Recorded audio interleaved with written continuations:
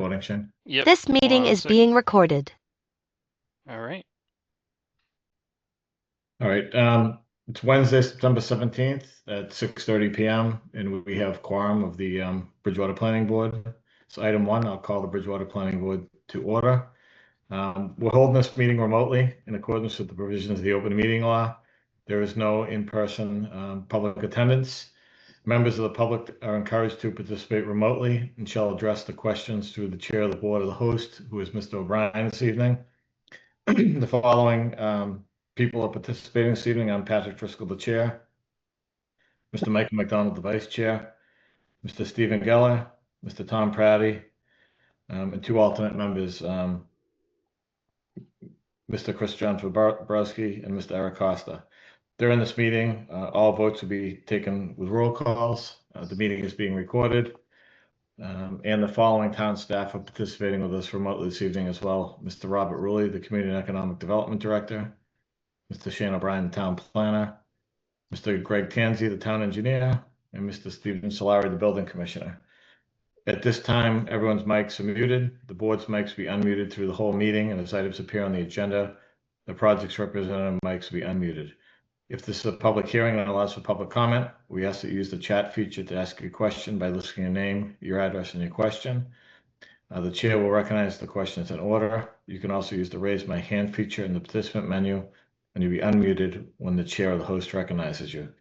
Again, if you want to speak on a project or speak in general, please state your name and address before asking a question. If you're on the phone, you can dial *9 to raise your hand. The first item we have up is item 2. This is a joint public hearing with Community and Economic Development. They're not with us this evening, but we did advertise our meeting. This is a zoning ordinance amendment D FY 26-001, zoning amendment MBTA final compliance ordinance. The Town of Bridgewater regarding section 3.1.1.1 principal uses, applicability of use regulations, and section 9.9.4.2 MBTA Communities Overlay District, which is also known as the MBTA COD requirements. This has been continued since our September 3rd meeting, and prior to that it was continued as well. So I will open that public hearing up. So, to the board, we did have a lot of discussion on this.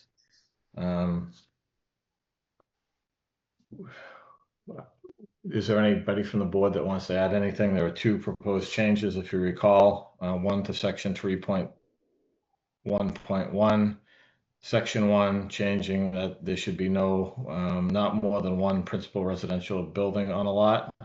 They want to change that word building to use. And in the 9.94 requirements, we wanted to remove the 15 unit per acre cap and say at least 15 units per acre. Those are the 2 major changes. So any board comments on that at this point?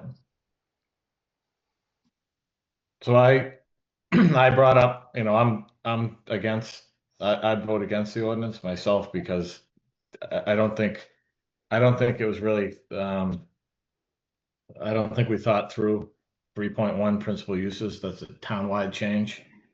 I think I mentioned that if the intent is to allow for multiple buildings in the CBD, multiple residential buildings in the CBD, it should be limited to the CBD. And at least 15 units per acre, we talked about trying to develop some sort of a cap. And, we should look at what that cap looks like and the impacts of that cap and get some more feedback from the state on that. So that's where I stand on that. But any other comments from the board? Can anybody hear me? Yeah, we hear you. Yeah. Nothing at this time, Pat. Yeah, I mean, I think I've said my piece on it pretty much too, no need to beat a dead horse.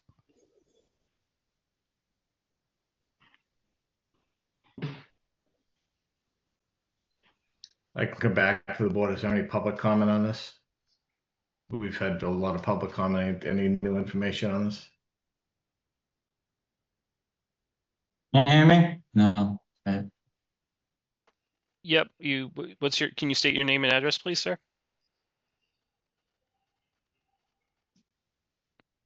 Paul? Oh, you gotta unmute Yeah, yourself. Paul. 600 Plymouth Street. Okay, Can you hear yep, me? yeah, we can hear you. Um, basically, I think this little piece of paper I got in the mail a couple days ago about the farmhouse that is subdividing. to No, six- this is that's a Paul, different project. I'm sorry, could you state your name, your first and last name again, please? This, Paul license. he's here for the subdivision, Pat. Yep, that's 593 Plymouth Street. That'll be on later. We'll have a public hearing on that later on the agenda, sir. Okay, it said 6:30. Yeah, the meeting's at 6:30. We have a number of agenda items. Excuse me, Okay, can so someone hear when- me? Yeah. Yeah, All right, so I'm sorry, I'm a resident and I just got late word that the CED planning board hearing is being continued tonight, even though the CED did not post it correctly. Is that correct? So just state your name and address for the record. I'm sorry. Mike Demos, 35 Calthorpe Drive. We did post it and advertise it on the planning board side. All right, so the hearing is continuing tonight from last month, correct? The CED committee can continue their hearing if they'd like to, yes, but not the planning board is continuing the hearing. Okay, and can we comment, ask questions, understand the process better in this hearing, in this meeting, or is it for another meeting? No, absolutely. This is public comment on this ordinance, Mr. Dumas. Okay, I will just, I'm sorry to interrupt. I was just trying to understand no the problem. process and making sure like it was connected properly. Yeah, we had a joint meeting with them, so 3 meetings ago. I don't know why they haven't posted their meeting with us, but we have, I believe, 65 days or so to respond. And we have posted it, advertised it, for both our meetings. Last meeting, we continued it, assuming that they would be here this meeting. Okay, thank you. Go ahead with your comment. Are we, I just jumped in like, are we discussing the MBT Communities Act? Is that where you're at on the agenda right now? Yep, Okay. that's where we're at. So I got into the process late and I'm catching up, talking to many residents and elected members of the town. And can you just give a brief summary of what the planning board plans to do tonight? Are you making a final decision, a final vote, or is this a continuation of trying to determine exactly where this is at in terms of the calculus of everything that I know? I was watching it on my phone at your last meeting end of August. There was a lot of unknowns, a lot of confusion, and you guys needed more answers to continue the hearing. So, And I just brought that before you signed on. I did bring that up. There were 2 changes we're looking to make to the MBTA zone. One is to lift the cap, and one is to allow multiple residential buildings on a lot. Those are the only 2 things we're considering tonight. okay. And the process is the planning board will make will recommend an action, and does it go to the council? Is that how the process works? Correct. Yes, sir. Okay. Thank you. Is there any other public comment?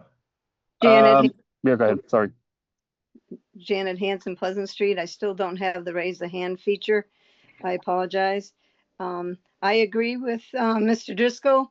I don't want to see that, a cap would be good and, not overdevelopment. It is confusing. I have to be honest, I don't fully understand everything that this is implying, but listening to Mr. Driscoll, I do agree with him. We have to be cautious. Thank you. Thank you, Mrs. Hanson. Is there anybody else? I do not see any virtual hands raised, nor do I see anyone in the chat. I think just a reminder for people that would like to raise their virtual hand, there is a option on Zoom where you could click react and you can wave your hand as well, just as a healthy reminder. All right, we have Donna Jewell with her hand raised. Donna Jewell, 50 Keith Place. Probably going to be a little repetitive here, but I'm very concerned if this were to move forward. We cannot manage in our town to have increased building of apartments. It's going to kill us. It's going to destroy us. I just looked at some numbers today from a public records request from the school district. And in the larger apartment complexes that we have in town, Access, Viva, McElwain, Dwell 85, Kingswood, and Waterford, we have almost 400 students just in those apartments alone today. And if you look at the impact of those, even at a cost of $17,000 or $18,000 a student to educate, we can't sustain it. And to have an uncapped growth in an MBTA zone is going to be horrendous. It's going to kill our town. So I hope we can vote this down. Personally, if I were voting, I would vote to just walk away from the whole MBTA thing now and figure out a way to try to recoup some of the supposed lost grant money. I believe there's going to be more costs associated with the town than there will be any grant money that we will ever receive. Just my opinion. All right, thank you. We have a Neary with their hand raised. Good evening, Pat Neary, Lakeside Drive. I agree with Mrs. Jewell and Mr. Driscoll as well. I'm curious as to what our deadline is that we have to act on this. Can anyone tell me that before I speak about anything further? We have until December 31st of 2025 to. Okay, I thought so. So thank you. I also think that we should table this because from what I've read and heard, the whole MBTA zoning will probably change after the next election. I suspect that, the state is going to realize or acknowledge that it's difficult for our towns to follow the MBTA zoning. So I wanted to state that, which and suggest that you table this so that we don't have to pass anything right away. We should take our time and I think we were supposed to have some workshops on this so that the public would actually know the details. Maybe someone can tell me that. And I thank you for listening. So Mrs. Neary, we did ask to have a joint workshop, but we had already opened the public hearing. So it was the opinion of the town that we not have a workshop, but continue the public hearing and treat it like a workshop like we are right now. I thank you. And just for information purposes as well, the town did approve MBTA zoning. These are amendments to it for complete compliance. Okay. Mm-hmm. All right, I don't see anyone else with their hands raised at this time. Okay, any other board comments on this?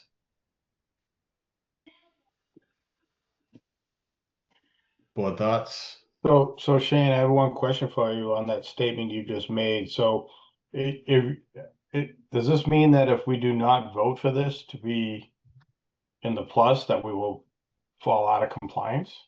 That is what we have received from the state, yes. So we are partially compliant in accordance to most of what we have.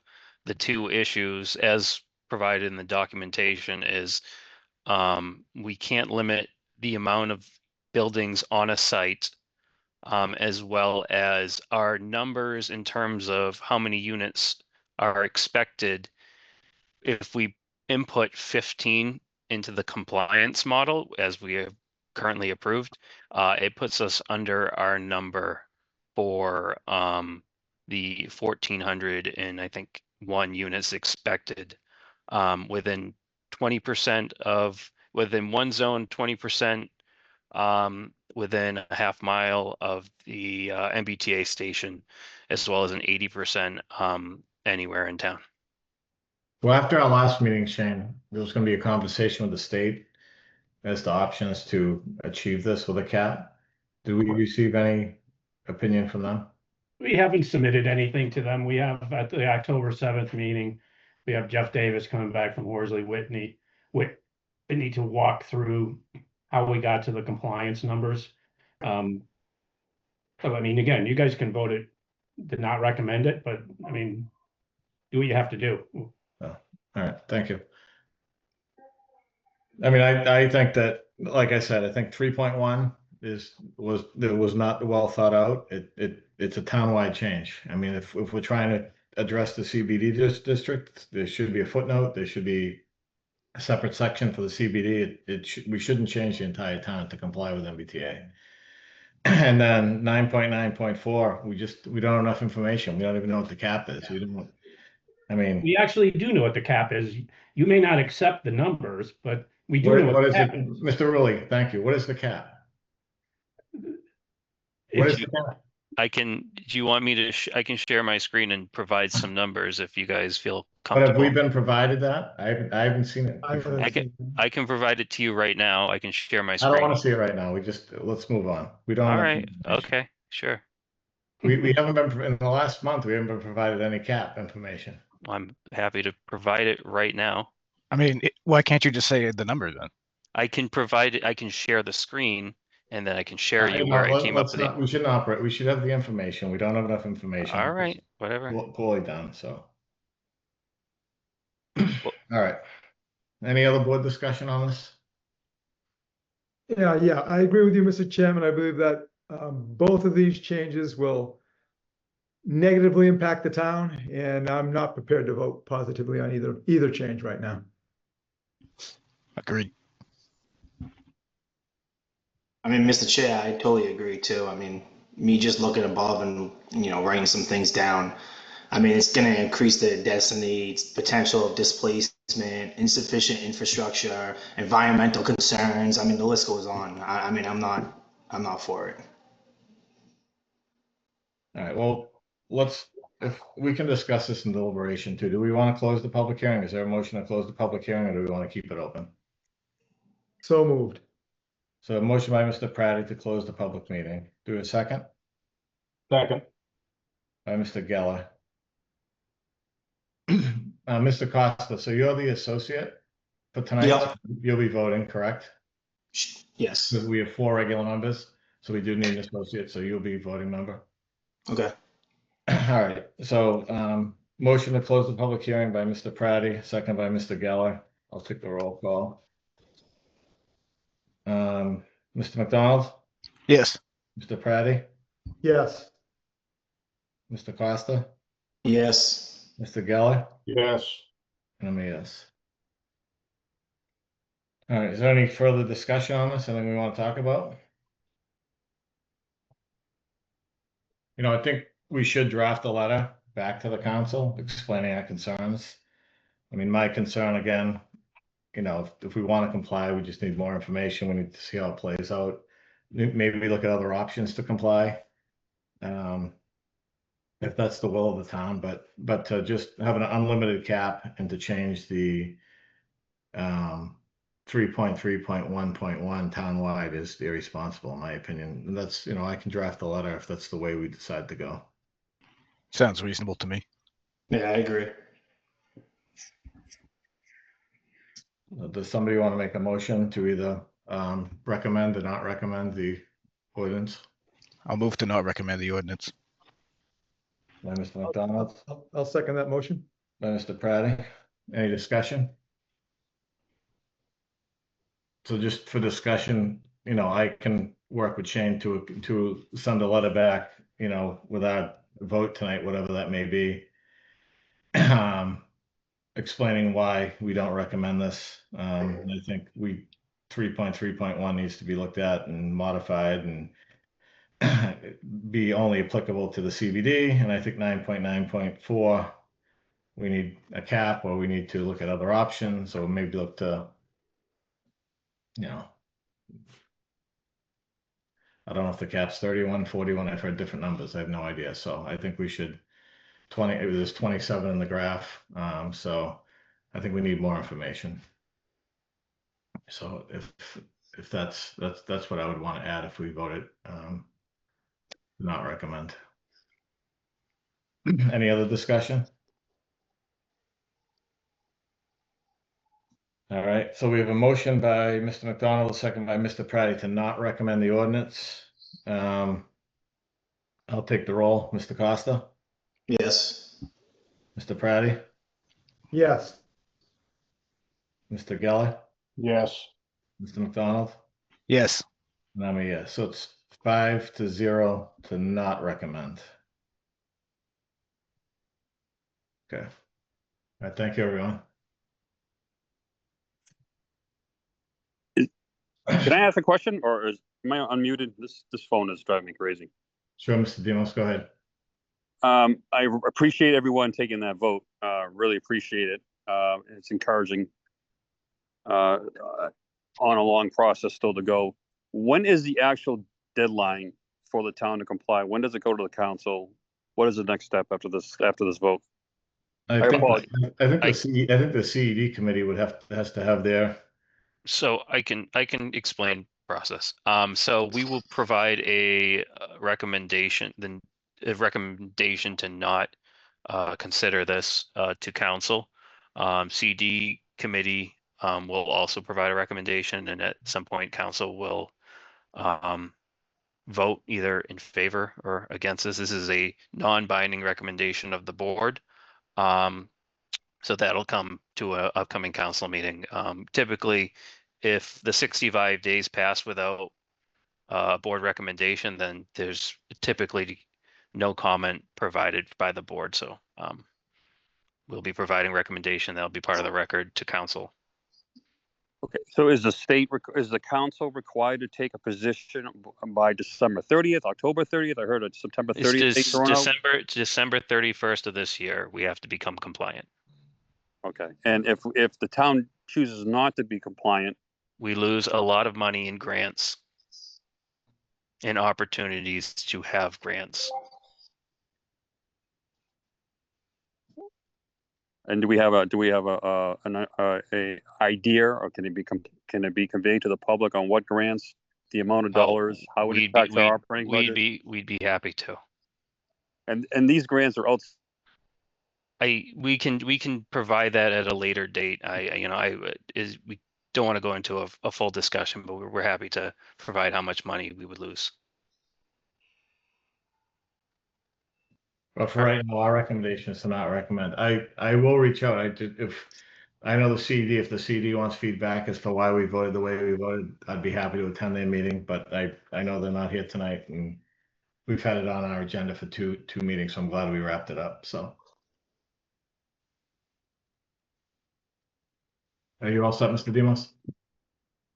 Yeah, I don't know if I get cut off, but will they be a understanding of, because I keep hearing grant money, and I think that's a small price to pay to exchange our quality of life for grant money. So this grant money is outside of the operating budget that provides funding for town and educational services. The grant money that's being referenced a lot out there in the public are for some environmental grants. State grants, yes. Yeah.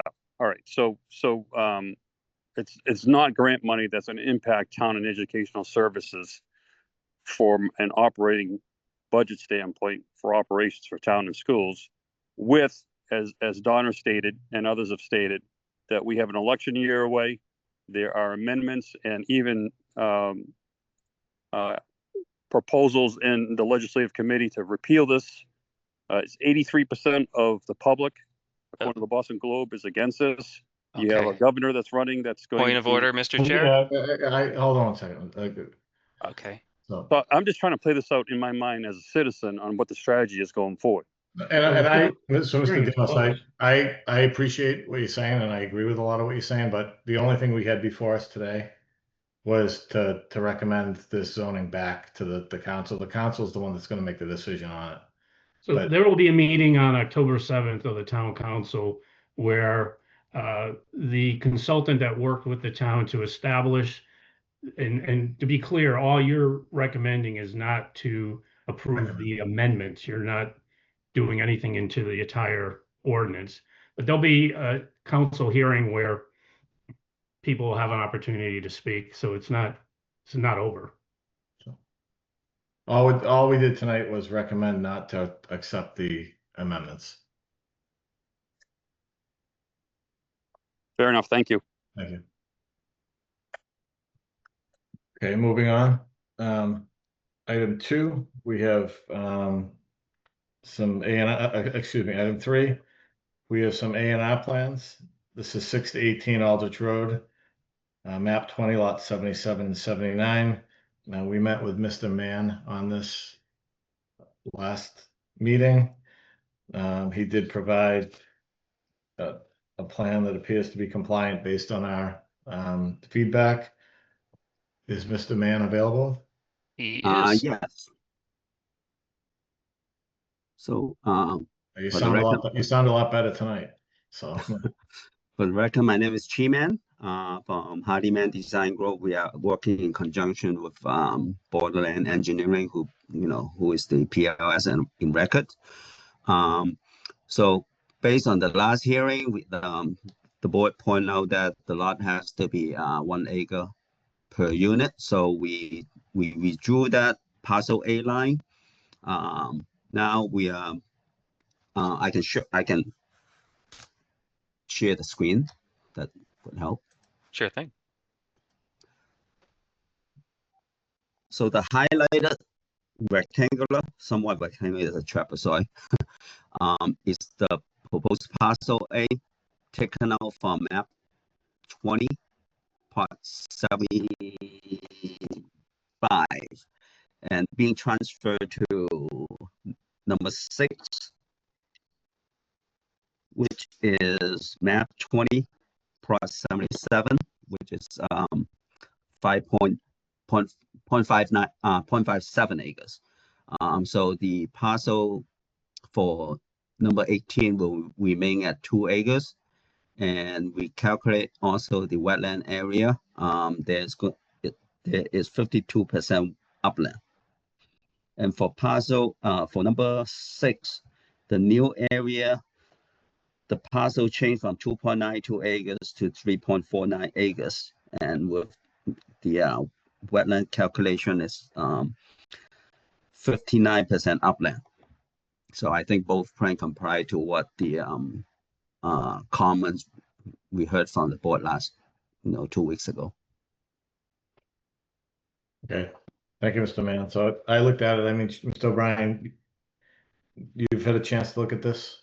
Yeah, I didn't have any issue. I provided a comment regarding just to make sure that parcel A was labeled not a buildable lot, but there is apparently a note on the plan stating that the lot parcel A would be transferred in between parcels.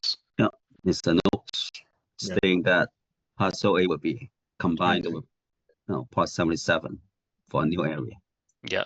So yeah, with that note, I'm comfortable with this, and we appreciate the applicant, though it is not a reason to endorse an A&R. You did make a plan that was compliant to our zoning standards. Okay. Thank you. So do we have a motion on this to endorse or to not endorse, or any questions for the applicant? Now that everything's been changed properly, I will make a motion to endorse. The motion by Mr. Praddy. Second. By Mr. Geller. Yep. Any discussion? So the motion to endorse. I'll take the roll. Mr. McDonald. Yes. Mr. Geller. Yes. Mr. Praddy. Yes. Mr. Costa. Yes. And I'm a yes. Okay. Thank you, Mr. Mann. Thank you very much. Okay, next up under A&Rs, we have 60 to 86 Broad Street. This is map 21, lots 95 to 97. Is there anybody here from the project team? I am, yes. Sure. Go ahead, sir. Hi, Todd McDonald from Crocker Design Group. We're here tonight to present the Form A plan for lot number 70, 76 through 78 and 86 Broad Street plus parcel B, which is a small piece right here. We're here tonight to combine all the parcels down into one, which was the condition of approval through the previously approved development here. I just want to point out 60 is not included. It was written on the agenda, but 60 is not part of this application. But other than that, I'm happy to take any questions on this application. So this is instead of doing an 81X that we required as part of the approval? Correct. Yeah, we found this. We worked with the town to find the best way to handle this, and we went with the A&R to combine all the parcels down into one. Okay. And I know it's not relevant to the A&R, but Mr. Solari and Mr. O'Brien, has there been any enforcement for the zoning violation on 94 Broad Street? There will be a letter going to 94 Broad Street, because as we've talked before in the zoning part is that you had a legal non-conforming lot, and by removing land from that lot, you've now made that lot more legally non-conforming, which is not allowed in town zoning or state zoning. So the owner of that property will be getting a letter from myself, the zoning enforcement officer. Okay, and they'll have to convert that to a mixed-use building or do whatever. He's going to have to do a lot of changes to be able to keep that lot the way it is. Okay. All right. So is that something that we should write a letter to ask to be enforced, or is that just on your agenda anyway, or how can we help you do that? That is on the agenda. I've been kind of waiting to see basically, where we have come up with the land, the moving of the land, and now that it's pretty much finalized. Now I would say, Pat, that essentially the recording of the A&R constitutes the violation, whereas people can do an A&R plan but not record them, which wouldn't constitute a violation. So right. So by recording this, right? And that would create the violation. Recording this is going to create the violation. That's what that is correct. Okay. All right. And hopefully the owner of 94 knows that. So, all right. So do we have any discussion on this?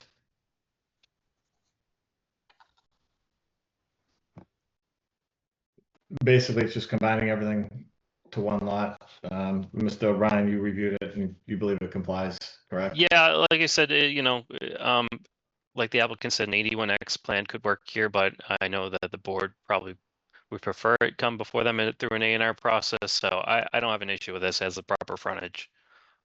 So no issues here. I don't really have an issue with it either. My only question is, by knowing that this will create a violation, are we okay to approve it? Does that create any issues for us? No, because our responsibility as the board is just to make sure that there's proper frontage. Most plans have a statement stating this is not a recommendation based on zoning, based on the zoning ordinances. This does have it on the plan, is that correct? Believe it is in that corner under endorsement. Mr. McDonald, is that on the plan? Yeah, there it is. Okay, perfect. Thank you for the explanation. So that's on typically every plan that we have, just to make sure that we're covered. Okay, good. Thank you very much. All right. Any other discussion on this? I'll make a motion to endorse. Okay, so Mr. Praddy, motion to endorse. Do we have a second? Second. By Mr. Geller? Yep. Right. Yep. All right, so I'll take the roll. Mr. Costa? Yes. Mr. Praddy? Yes. Mr. Geller? Yes. Mr. McDonald? Yes. And I'm a yes. All right, thank you. Thank you. All right. Continuing on, item 4. It's a site plan review. This is a public hearing continuation. This is 0 Lakeshore Center, map 96, lot 18. This is Encompass Health. This is a site plan approval under section 9.4 and 10.6 of the Bridgewater zoning ordinance, and for a modification of the existing special permit from the 1988 decision, proposed inpatient rehabilitation hospital with associated parking and drainage. This was continued from our August 20th, 25 meeting. So I'll open that public hearing back up. I just want to apologize to the applicant. Last Friday, I got tied up in Braintree. I was supposed to join Mr. Geller on the site walk. He and I replied to be there, and I could not make it back, and I apologize. It was a last minute issue. So I did walk the property yesterday after it was staked out with Mr. Pratty, so we are familiar with the site, but sorry for wasting anyone's time. But I will turn it over to the applicant and their representatives if they're here. Yes, excuse me. Thank you, Mr. Chairman. For the record, again, Attorney Barry Crimmins of 909 Washington Street in Stoughton, here on behalf of the applicant Encompass Health Corporation for, as you mentioned, continued public hearing on our application for site plan approval for the proposed rehabilitation hospital that Encompass Health has proposed for Lot 4 in Lakeshore Center. As you mentioned, the first hearing was opened on August 20th. At that time, the hearing was continued to tonight. One of the issues that was raised that night, I think by the chair, as you just alluded to, was the desire to have a site visit. That site visit got noticed by the town planner, Mr. O'Brien, for September 5th. And as the chair mentioned, it was attended by Mr. Geller and by staff, as well as approximately 3 or 4 residents, as well as members of Claremont's team as well. So we had that site visit on September 5th, as I mentioned. At that time, Mr. Geller had requested that we stake the building footprint so that the planning board members could go out to the site and see where the building would actually be located, at least as far as where we believe it to be today. And that was staked last Friday, September 12th. I believe, well, I know I notified Mr. O'Brien of that, and then I believe he passed along that information to the members of the planning board, and I think he indicated that some members of the planning board did have the opportunity to go out to the site and take a look at the building stakes that had been placed out there by our surveyor. Next on sort of my list, the other event that has occurred since the last meeting, as you will recall, we did not have the town engineer's report as of the August 20th meeting. Mr. Tanzi was at the site visit on September 5th, and he submitted a report to the board dated September 15th. Monday, which again, Mr. O'Brien was good enough to forward to me, and I in turn have forwarded it to our project team, including our project engineer, Kimberly Horn. We do have, I know at least, excuse me, we have at least one representative, Elizabeth Roach, here from Kimberly Horn that could potentially respond to any questions that you may have tonight on that report. With the caveat, however, being that we only did just receive that report on Tuesday, which is probably roughly the same time the members of the planning board received it. So I'm not sure how much detail we'll be able to go into tonight, nor am I, as much as I would like to, nor am I anticipating that the planning board is going to vote to close the public hearing tonight. We obviously have to address the issues raised in Mr. Tanzi's report. So I'm not anticipating the hearing being closed tonight. There are 2 items in Mr. Tanzi's report that I would like to touch on, Mr. Chairman, if I may, and get the board's input on. One item had to do with the proposed parking vis-a-vis the required parking in the zoning ordinance. Excuse me. We are showing, as I'm sure you've seen, excuse me for 1 second, Mr. Chairman. We are showing 160 parking spaces on the site. As Mr. Tanzi pointed out, there's a section in the zoning ordinance specific to the planned development district that requires for healthcare facilities 1 space for every 300 square feet of gross floor area. Our building will be a little over 77,000 square feet. If you were to apply that requirement in the zoning ordinance, that's what comes out to the 257 required spaces, and therefore the mention of us requesting a waiver of 97 spaces. There is, however, another section of the zoning bylaw, and I know I did see Mr. Saleri on the earlier call. I'm not sure if he is still here or not. Oh, I see him there. There is another section of the ordinance under the general parking requirements that specifically mentions hospitals, and in that section, it has a requirement that there be one space for every 2 beds, plus 1 space for every employee of the highest shift for the hospital. If we were to apply that provision, we have 80 beds proposed. As you recall, this is being proposed to be constructed in 2 phases. Phase 1 was 60 beds, phase 2 with 20 beds. So the 80 beds would require 40 spaces. Our largest shift would be 115 employees. So that comes out to 155 spaces. So once again, we're proposing 160. And I pose to the board for its consideration, you've got sort of 2 competing sections of the ordinance. One that speaks specifically about hospitals. And I would offer for the board's consideration, whether a hospital is located in the planned development district or in any other district in the town, the parking requirements for a hospital are going to be the same wherever that hospital may be located.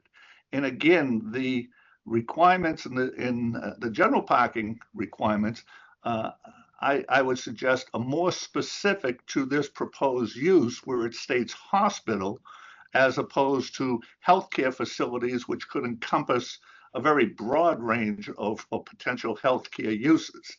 The other thing I would offer for your consideration, Mr. Chairman, is when you think about this specific use as a rehab hospital, we don't have emergency care.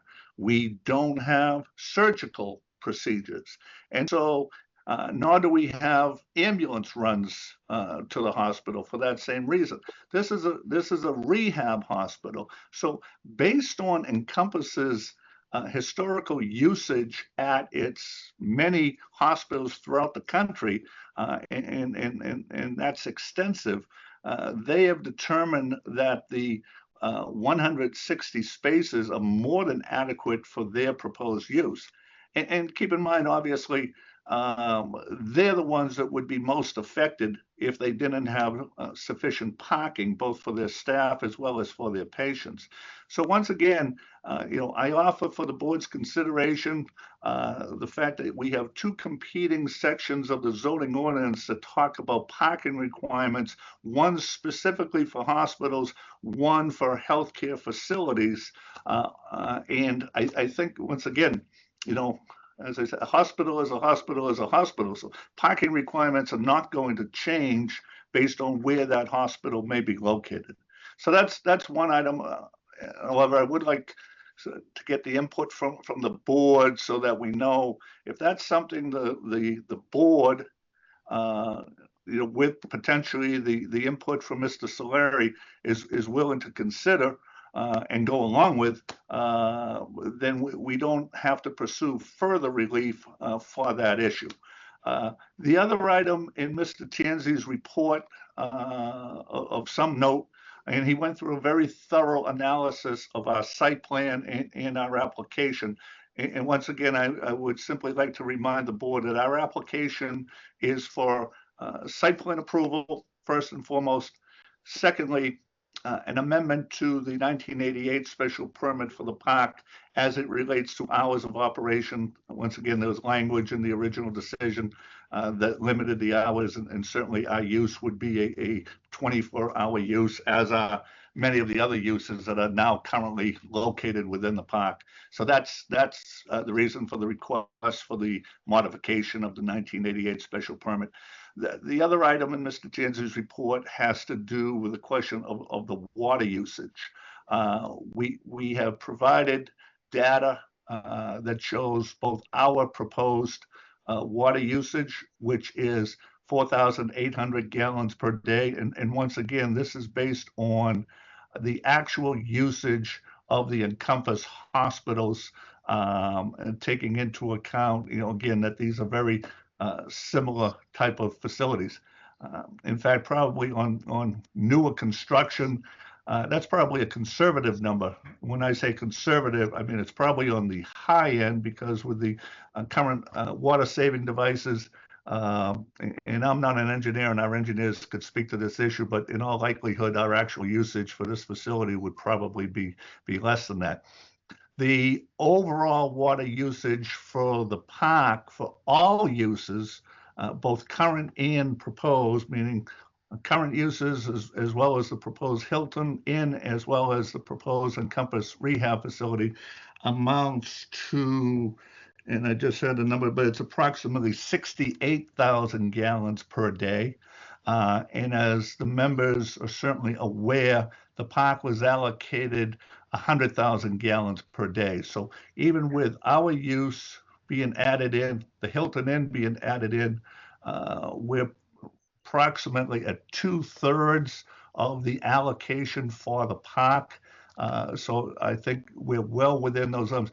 I recognize full well the issue raised in Mr. Tanzi's report about the concern for water in the town of Bridgewater, and I can certainly appreciate that.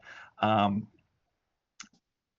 don't know if this might be an item that's frankly, I assume your town council or your water commissioners, this may be an item from a policy standpoint that might more appropriately be addressed to the town council. But however, having said that, there are several items in Mr. Tanzi's report that our project engineers will need to respond to. But I did want to just address those two items, Mr. Chairman, the issue of the required parking and the issue of the water usage. With that, I'll be happy to respond to any comments or questions that the members or staff may have. And once again, Elizabeth Roach is here from Kimley Horn. She's an associate of Danielle Leonore, who is on vacation, Danielle is with Kimley Horn and was at the August 20th meeting, but is away on vacation. So with that, Mr. Chairman, I'll turn it back to the board for any questions. Thank you. So I have a couple of questions I'll start with. So on the parking issue, and Mr. Solari and Mr. O'Brien, maybe you can weigh in, but it looks like in the plan development, so it looks like in parking requirements for larger projects under 6.3.3 D6, we have the ability to reduce parking if there's different things. And then in 9.4.12, which is in the plan development district, that says we can reduce it by 20%. So it looks like there's an opportunity, if they can demonstrate, maybe do some mitigated measures, that between those different sections, we could work with them on the parking. Am I understanding that correctly? I agree. I mean, I got to go back in the office and review both sections and see how they overlap. There's one section specifically in the PDD that talks about 20% reduction. Then there's the larger projects that we adopted when we did the rewrite with Attorney Bobrowski, that if there's some mitigated measures they can do, and then I guess it'd be up to figure out what they actually need there. So I think we can be open. I mean, we can be open to that. We just got to figure out what the demand is. That's all. Yeah, I would just say that to Barry's point, there is a conflict within our ordinance regarding the parking for the planned development district, as well as our table of uses. I know when we did the big zoning recodification, we did add a parking code, and this falls under parking code G, which doesn't necessarily match for hospitals with the current planned development district parking. So my other question is, I know we got a handout at the last meeting for water usage, and one of the criteria for the special permit is that it be capped at 100,000 gallons per day. Have we received any confirmation that those numbers are correct or not correct, or? Well, unfortunately, Mr. Driscoll, despite months of requests to DPW, we have not. And like Attorney Crimmins said, I just started reading this report today, so I apologize. Mr. Pratty and I did do a site walk yesterday. There appears to be, and this is more of an engineering question, there appears to be no wetlands before there's a if you walk through the lot, there's a clearing, and it looks like on the plan there's on the plan and on the site there's an existing drain field or recharge area that looks like it's for the street. It appears that the Encompass drainage structure will be in front of that, closest to the Lakeshore Drive. Is that correct? How that would lay out? The existing one would stay. That would be for the street. This one would kind of abut it, closest to the Lakeshore Drive, Lakeshore Center. Mr. Driscoll, Yes. are you asking us? or Yes. you? Yeah. Okay, yeah, if I could have Ms. Roach respond to that. Sorry, Elizabeth. Sure. No, that's okay. And if I need to state for the record, it's Elizabeth Roach with 271 Waverly Oaks Road in Waltham. Okay, So thank you. yes, you are correct. The existing stormwater management facility that treats the road runoff would stay, and the proposed infiltration basin would be outside of the 100-foot wetland buffer just past that. So that's not going to be, they're not going to be connected in any way, and there'll be really no, will there be any hydraulic issues because you have two recharge systems close to each other, or will they function pretty independently and be okay? The intent is for all of the storm events to infiltrate, except for the 100-year storm would overflow into the existing basin there. So the stormwater strategy is actually one of the things that will be heavily refined by the comment letter that we just received. So many of those aspects are subject to change, but with the design that you're currently seeing on the plans that you have, the intent was for the 100-year storm to overflow into the existing stormwater management pond. So can you bring that plan up, just because when Mr. Pratty and I were out there, we followed the building footprint, then went behind it where we assumed that drainage area would be. It seemed like it was a new one. Could you bring that plan up if possible? Yes, just give me one moment.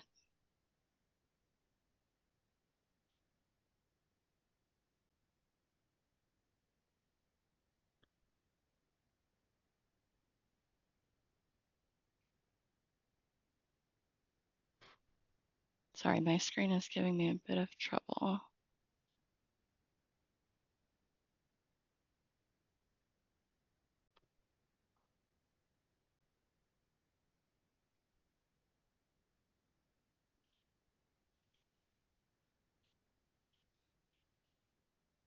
Elizabeth, I may be able to pull it up if you're having a problem. I was just gonna say, if Barry, if you have it, or I also have another partner on the phone, my PDF application is frozen on a different PDF, so it's not actually. I have the plans pulled up, but it's not letting me pan over to them, unfortunately. Mr. Driscoll, am I able to share my screen? Mr. O'Brien can help you with that. Yeah, all good. Why are you pulling that up? So I can pull it. test bits have not been performed out there yet with the town engineer on site. Is that correct? Correct. Especially for the infiltration basin design, infiltration testing is needed still. Okay, so we need him to. So a lot of this is contingent upon him witnessing The groundwater elevation. Yeah, absolutely. Because we didn't see any when we were out there. We didn't see any. Tom, I didn't see any test bits out there. Did you? I don't think there were any Matter of test fact, I bits. commented on that. I did not see any. Yeah, there was a geotech report done, but not test fits or infiltration testing at this point, to my All right, knowledge. so that area, that's the proposed infiltration basin. So that's not. So that will be constructed. It'll be like a 5-foot elevation change to the bottom, correct? Yeah, we're showing the top of pond at 68 and the bottom at 63.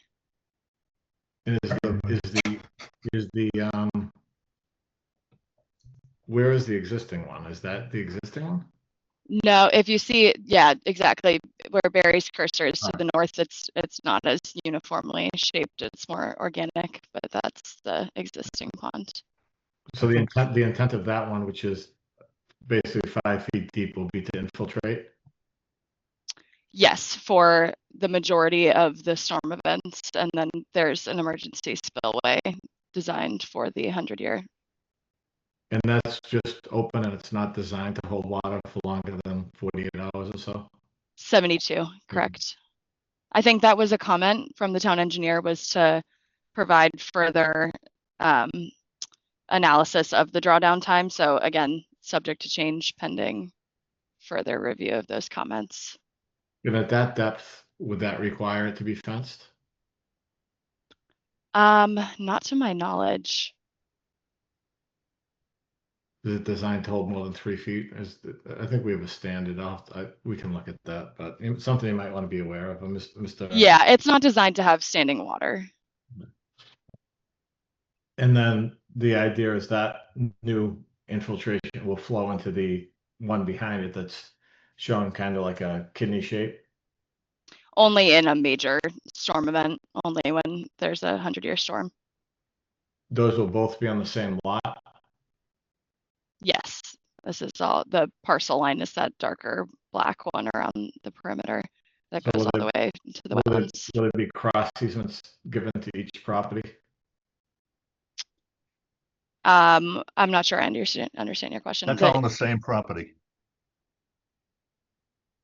Right, but that existing one serves other buildings or the road, correct? It serves the road. There are drainage easements on the sides of this parcel that convey, you can see there are drainage pipes that convey the runoff from the road. Thank you, Barry. If this is going to be conveyed to a different owner, would an easement be required for that drainage area? I believe it would depend on who would maintain it. If the landowner were to maintain it, then no, unless the town required an easement for access and maintenance that they'd like to perform. Okay. Well, I just had more drainage questions at this point. I think it's important that the town engineer get out there to evaluate things, and you guys have time to address the the comment letter. And obviously, we have to resolve this water discussion or issue, whatever it may be. So that's all I have at this point. Other board members? No questions here. Nothing for me at this time either. I think you pretty much covered it.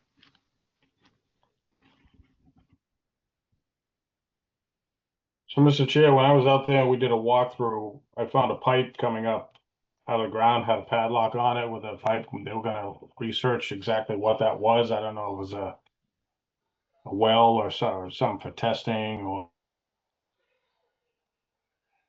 Was that part of the geotech? Or we can find out what that pipe was. I don't believe we've received confirmation. The suspicion was that it might be a monitoring well. It looked, I wasn't on the site walk myself, but I saw a photo of it, and it looked very old. So yeah, I think the assumption at this point was that it might be a monitoring well, but I think that was somebody reached out to the geotech to try to confirm if they had any information on that from their analysis.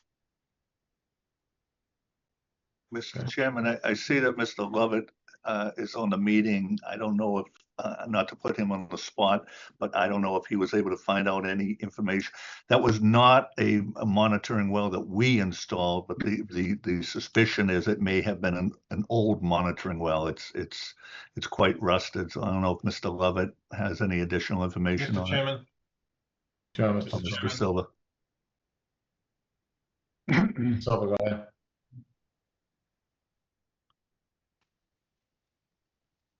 Oh, Larry, you're recognized. Okay. So the well that is being referred to, if you recall that this site was permitted back in the 80s. Okay, that when it was the office park, and those pipes have been there since that time. They were put in for an environmental assessment and for groundwater evaluations back at that time frame. Since we've been on the site since 1997, those monitoring wells have all been in place in the same locations that they are. I do have some records, although a lot of them are faded right now. They're very difficult for me to find ones that are easy enough to actually copy and forward to someone. But I do have some of the documents from back in the 1980s, which show those wells and their identifications. Okay. Thank you, Mr. Silva. So what's the intention of what's going to happen to that pipe coming out of the ground? That just get abandoned or lowered and capped off to grade, or does it just go away? Because right now, I think it probably lands somewhere in your parking lot. Bill Lovett, from Claremont, if I may. Sure, Mr. Lovett. Sure. So just to clarify, there are two monitoring wells on the property. One is the one that we saw at the site walk, and then there's a second one that's further north, further towards or closer to Lake Shore. So those are the two. When Larry references the Pearl, those are the two wells that are being referenced. And so once we confirm that these are from the 80s and there were prior monitoring wells, we'd have them abandoned appropriately. Okay. Thank you. Okay, anybody else on the board at this point? All right, just for the record, we did receive some public correspondence from a number of people that was signed by a number of people on September 15th, 2025. For the record, I think everybody on the board did receive that. Mr. O'Brien, if it's not, We did. We received that correspondence as well as additional correspondence that was forwarded along. It was noted today that one of the public comments that I forwarded to the board that you guys did receive wasn't posted on the website. Additionally, we did receive some public comments around after 4 o'clock today, actually around 3 o'clock today, that I just recently forwarded along to the board. Right, and I did So also. all public comment emailed has been is forwarded to board members. And we did receive another one today at the 3 o'clock one, or 3:16 today. Yep. Everybody should have. We get those both up online. So, that's correct. All right. If there's no more board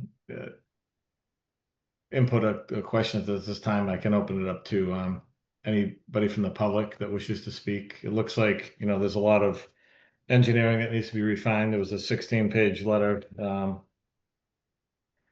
that was provided, 15-page letter that was provided to us on the 15th that, as Attorney Crimmins said, the engineers will have to work through and schedule some test bits out there. So I didn't know if at this point, if anybody had anything new to share before we take any more board input or continue this till that work can be verified. And just a point of clarification, Pat, you're asking if anyone has public comment? Yep. Is there any public comment at this point? Janet Hanson, Pleasant Street. You hear me? Yep. Go ahead, Mrs. Hanson. Thank you.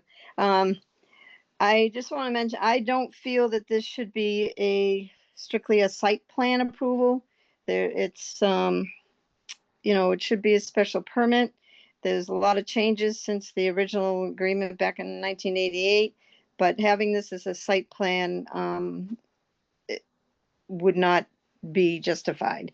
I also, Mr. Geller did bring up the pipe. I was going to bring that up, but there seems to be a lot of question on it.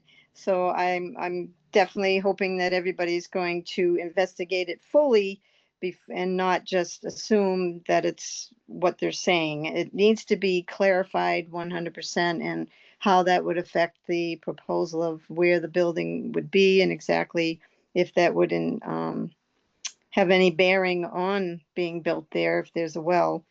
So I hope that's investigated. And we were told that the drainage area that you said was kidney shaped, that area was for drainage at the time. The person giving the tour said that was for the parking lot of Viva. It doesn't look like it's anywhere, the proposed thing is anywhere near the wetlands. So I'm glad to see that, but but we were told that that drainage area was to do with the parking lot for Viva. And I do want to mention water usage definitely needs to be clarified. There's been a lot of numbers both ways and nothing has been 100%. That needs to be clarified accurately, 100%. So nothing can be pursued or approved, or whatever word I'm trying to say, until that's figured out. While this doesn't put any strain on schools and things, it does put strain on other things in town, and water is one of them, sewage is one of them, fire station is one of them, police and traffic. So there's a lot to go into this, and hopefully you are keeping this open to the public as long as possible. So, but I do not feel it should be a site plan. Thank you. All right, thank you. I saw Jean, you raised your hand. Hello, this is Jean DiBattista, 260 Lakeside Drive. And I want to express something similar to what Janet first said, which is I remain completely puzzled as to how this can go to a site plan. It's very clear that the 1988 McNeil Agreement expired and that it was never renewed, and it's being used what I would consider to be not in a legal fashion, which, you know, Barry may have some comments on, but it definitely is clearly expired. It's way beyond its lapse period. The process should be required to start over. Even from a practical standpoint, the fact that we can't even, you know, it's hard for Claremont to even find documents from that long ago. It really tells you everything you need to know. Bylaws have changed, and permit extension acts that occurred since then don't apply here. And yet we're continuing to allow Claremont to rely upon this 1988 expired permit. And that is the permit that also has the water levels in it. Obviously, things have changed dramatically in Bridgewater since that time. We have a severe water crisis to the point that this summer we were told by the town that we can't wash our cars, we can't water our lawns, we can't do this and we can't do that. And that takes like a few gallons of water to do, to the point that there were actually fines charged to anybody who was doing that.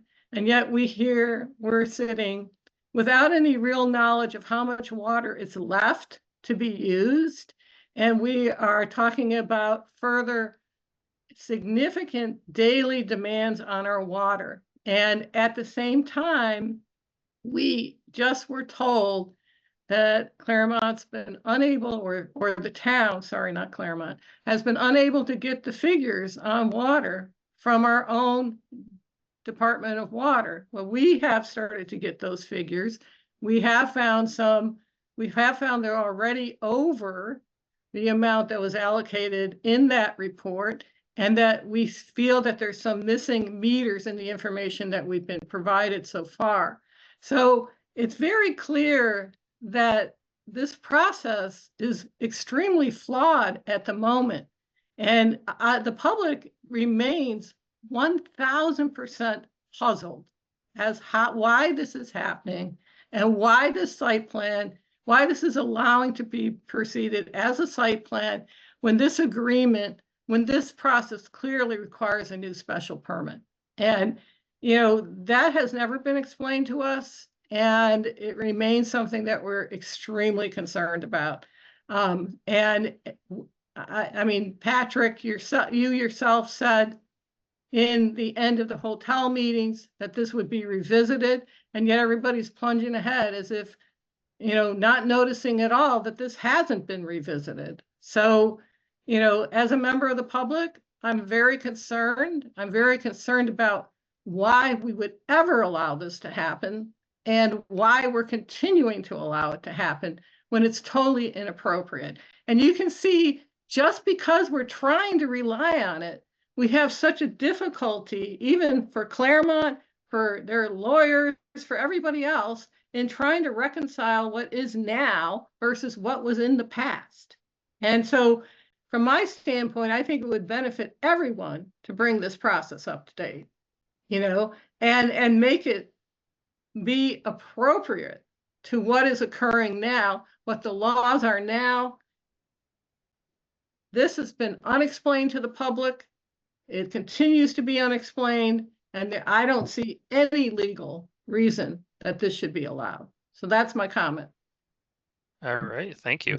Mr. Driscoll, could I just respond briefly to Ms. Batista's comment? And I think I just have a quick question for Mr. O'Brien. So Shane, when we did the hotel decision, because I do recall and I do remember saying that, did we condition that hotel as such that any further development in the PDD had to have a modified? It wasn't something that I found in the decision, but it was something discussed, and that was brought to the attention of the applicant here. So that's why it was and has been noticed as a modification to the special permit. But that was not added to the. It was not something that I discovered as a condition, but it is something that is before the board currently. So that's before us right now. That's part of the hearing process. And just a point of clarification too, regarding all things special permits and variances. When a special permits and variances do have a lapse period if they're not acted upon. If a special permit or a variance is acted upon, then it continues to run. You don't lose a variance after a year. You don't lose a special permit after 2 years. Say if someone got a special permit for like a duplex or something, and they build it within those 2 years or act upon it, or the special permit's been acted upon, that special permit exists in perpetuity. So just a clarification on that. May I comment on that? I leave it up to the chair. Sure, go ahead, then we'll go to Attorney Crimmins. Yeah, because that's not what I read in the law. Massachusetts General Laws, Chapter 40A, Section 9 requires that the zoning laws must specify a time period not to exceed 2 years for which a special permit is granted. It also states if substantial use has not begun during that time period, or if construction hasn't started, that permit lapses until an extension is granted for good cause. Well, I can tell you that there are buildings at the site. So construction did occur at Lakeshore Center. But that was well out of the expiration period. Someone acted on it. And that was, I think, at that time, and you guys can verify this because I wasn't involved at that time. I believe that at that time, you did ask for special permits. And Claremont did go through the special permit process, but I wasn't here, so somebody would have to verify that. I wasn't here as well, so. Yeah, but I believe they did have to submit a special permit for those buildings. All right. And I think it was determined that when we spoke with the town, and Shane and I can circle back on this, but I think it was determined that the special permit created the district and the uses. And then you did site plans for each individual one. So that's something that I can connect with Shane on. But I did say what you said I said. So I didn't know if we put that in the decision letter or not. So we have Melissa Remendetta with her hand raised. Hi, good evening. I'd like to echo the concerns of Ms. DiBattista and also Ms. Hanson. With regard to the special permit Hospital was not an approved use in the 1987 zoning bylaws. And there's been very little transparency from the town of Bridgewater with regard to why the decision to use the special permit was made, although residents have requested an explanation. And in addition to that, on January 3rd, 2024, there were comments that if further development would be done on the site, that this would need to be revisited. So I'd like to know why it's not being revisited, as well as other residents that have sent a letter to the planning board on August 18th, 2025. And I also have concerns that we've sent several letters, and I'm not hearing from planning board members anything that we've mentioned in your questions. And so I'm going to add to that, and I'm going to ask you, why have you not triggered a special permit process for this project with regard to the Aquifer Protection Overlay District? There are a number of omissions from the stormwater management report. In the stormwater checklist that Mass DEP provides for these disclosures, there is no check on that discharge occurs within the Zone 2 or interim wellhead protection area. There's no mention of it anywhere. And there's this is groundwater. It deserves protection. It's drinking water for the town of Rainham. And there's been no mention by the planning board about this. And a number of residents were concerned enough to send a letter. So the other thing I'd like to ask about is, this company Terracon did these borings, and it looks like they did them sometime around March 2025. And Massachusetts was in a level 2 significant drought at the time. And, with the aquifer protection, earth removal within 6 feet of maximum high groundwater is prohibited. So, I have some questions as with regard to the borings that were done during a level 2 significant drought, and whether or not those should be relied upon for your decision making. In addition to the comments about the water, as a number of us have mentioned, we were able to get water numbers. So the excuse that the DPW is not responding, maybe you need to do a public records request. I don't know. We were able to get the information. So, I have to say, it's, as a resident who has been through a number of these hearings, I don't feel like we're being heard. And so that's all I have to say. Thank you. Thank you very much, Pat. Barry has his hand raised. Oh, Barry Crimmins, the applicant. Yeah, So Attorney Crimmins, go ahead. Thank you, Mr. Chairman.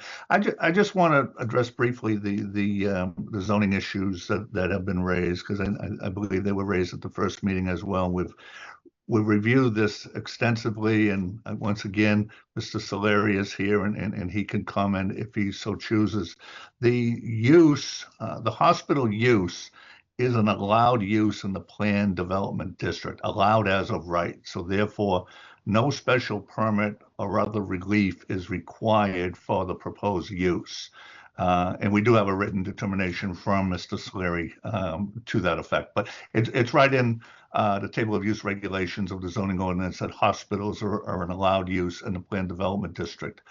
That's the reason why the only thing that we do need is site plan approval, which is the application pending before this board. On the issue of the 1988 special permit, the only thing I would say, and I agree, obviously I'm biased, but I agree with Mr. O'Brien's assessment that the 1988 special permit was in fact exercised within the time period required under the statute. Because keep in mind, the special permit was not for the individual lots, it was for the entire park. So construction of any one of those uses within the park would have been considered exercising the special permit. And the only way that would have changed would have been if it basically stopped and a significant time period had elapsed, and an argument could be made that therefore the special permit had elapsed. And I would only add that if the special permit, if it were deemed, which I don't think it would be, but if it were deemed that the special permit had lapsed, then we don't need to modify the special permit relative to the hours of operation. So that's a non-issue as it relates to our project. There may be other reasons, but primarily the point I want to make is that the use is allowed as of right. So no special permit is required for that. We only need site plan approval. We've requested the modification to the hours of operation. And the last point, I believe, in discussions with staff, I believe it was determined that there is nothing about our proposed use that's either prohibited or would require a special permit under the town's Aquifer Protection Overlay District bylaw. And again, I don't want to put anyone on the spot if staff wants to comment on that or not, but I just want to try to clarify this issue that seems to keep coming up about the use and whether or not it's allowed or what permits are required. So thank you, Mr. Chairman. So Mr. Tansey, did we, after receiving that letter from the abutters, I did look at the zoning. And there are different uses in the Aquifer Protection District that do require a special permit. And there are different restrictions as to what can go in the Aquifer Protection District. Did you look at this, or did staff look at this in terms of compliance with I believe it's, when I looked it up, it was a zone 2 for Rainham? Justin, from a zoning ordinance perspective, Pat, we reviewed it similarly as we reviewed the hotel project. We made a determination for that site that it wouldn't require a special permit for the zone 2. So from myself reviewing it, I made that same determination, but I'm also not the zoning enforcement officer.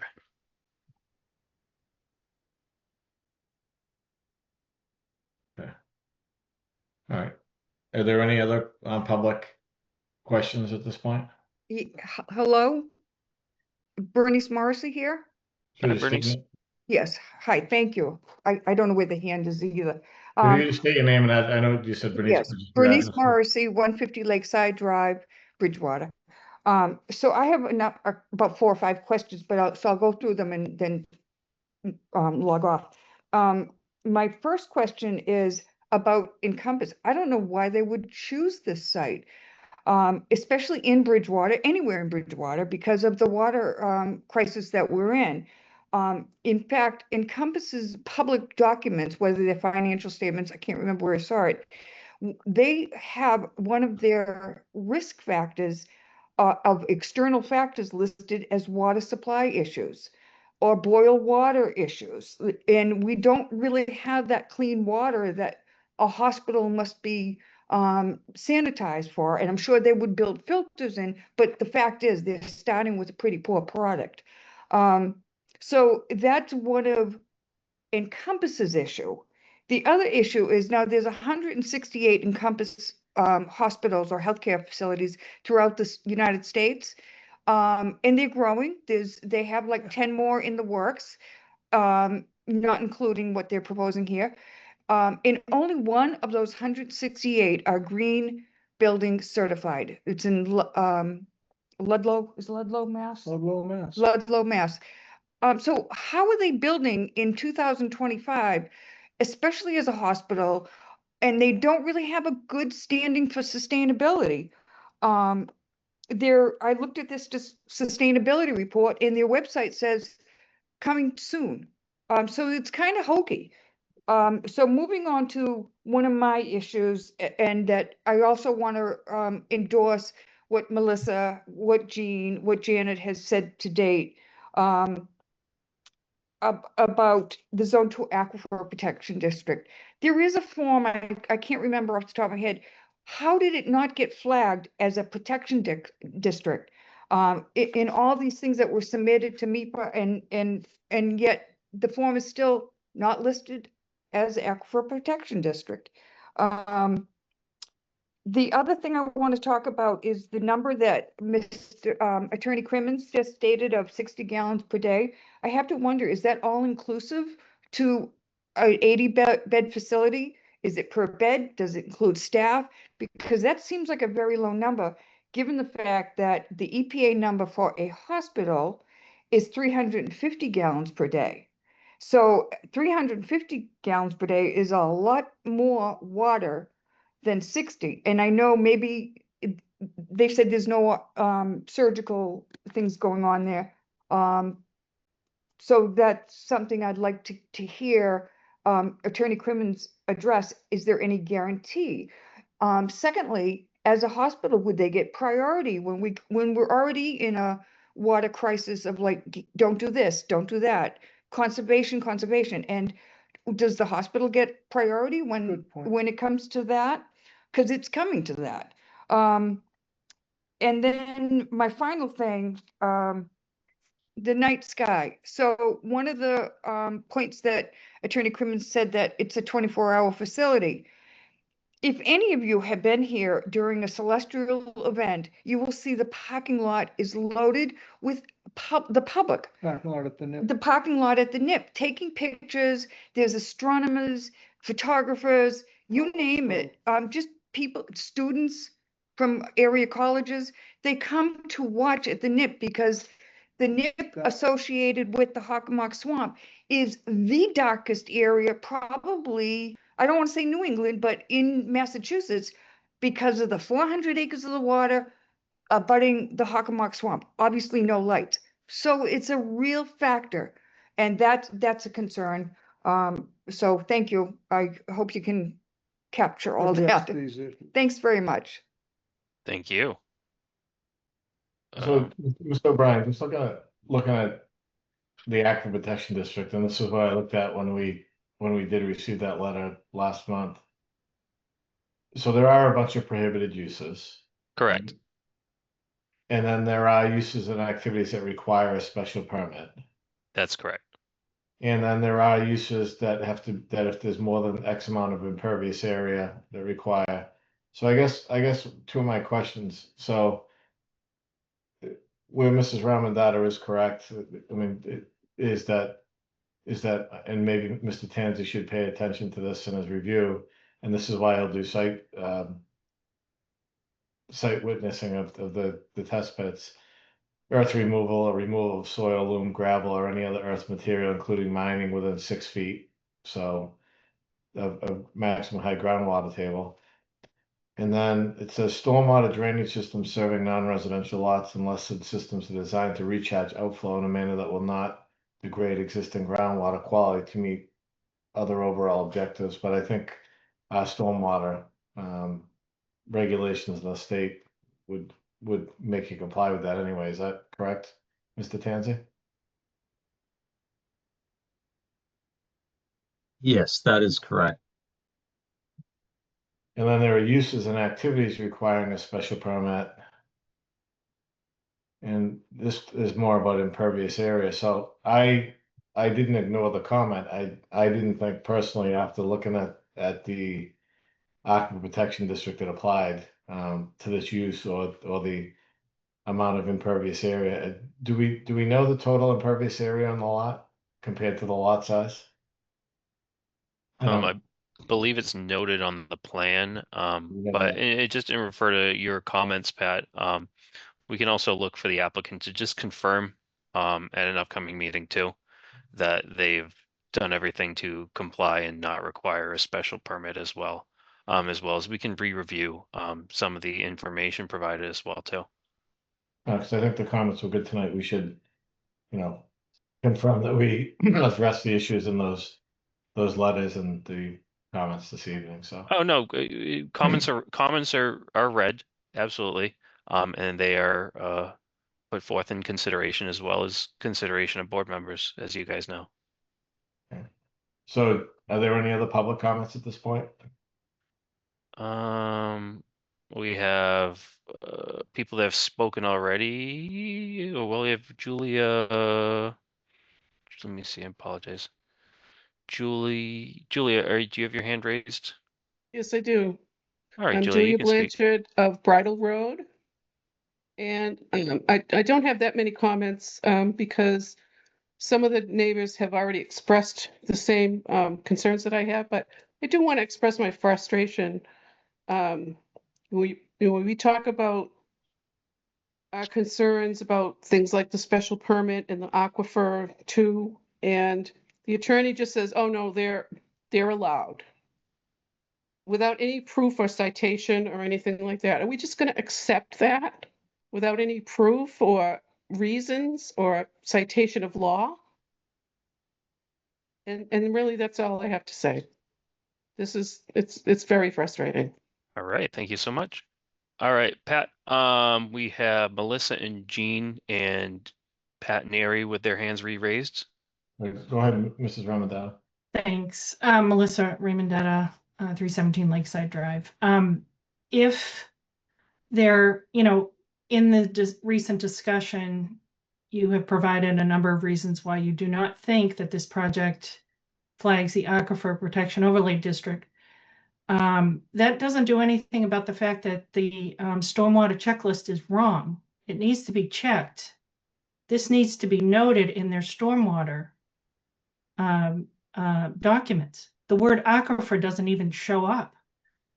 As Ms. Blanchard indicated, there needs to be some written record that if this project doesn't meet the criteria of this zoning, there needs to be a written record of that in whatever documents go alongside this project. Just to kind of say it in the meeting, for me as a resident, it's not enough. So I am asking, as Ms. Blanchard did, for some documentation that provides clear information as to why this project does not flag the Aquifer Protection Overlay District. We haven't even talked about hazardous chemicals. Where's the list of those things? Where is this information?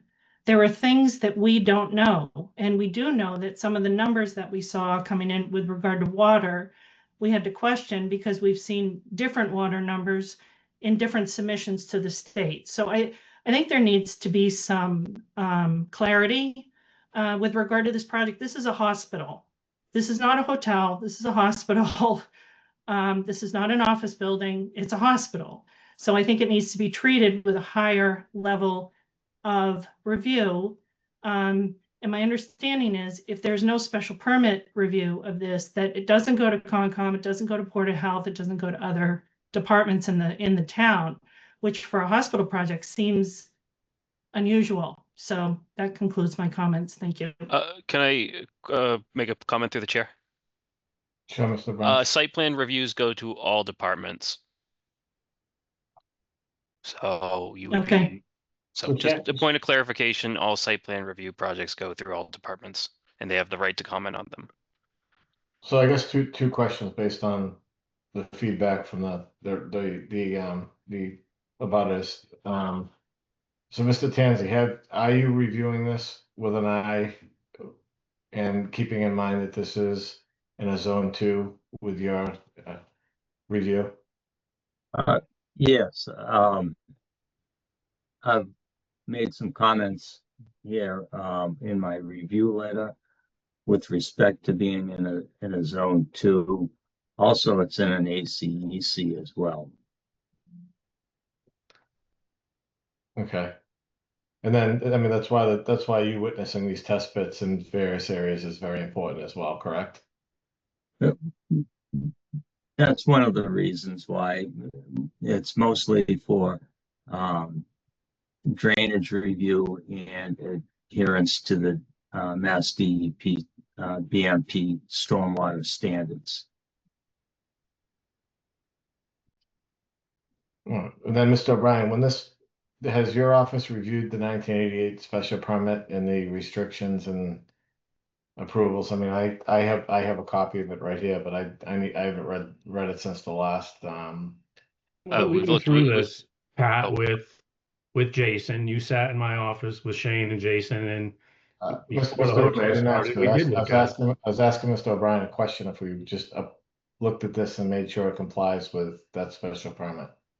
That was my. That's, yeah, that's correct. So we've looked at it a fair amount of times, and we've maintained our position as we originally had, that the 1988 special permit established the planned development district as a whole, and that the uses within that district, though there have been some changes over time, as long as these uses comply with present time permitted uses, they're appropriate as long as they go through the proper process as noted through the special permit and as through current site plan review, our site plan review ordinance.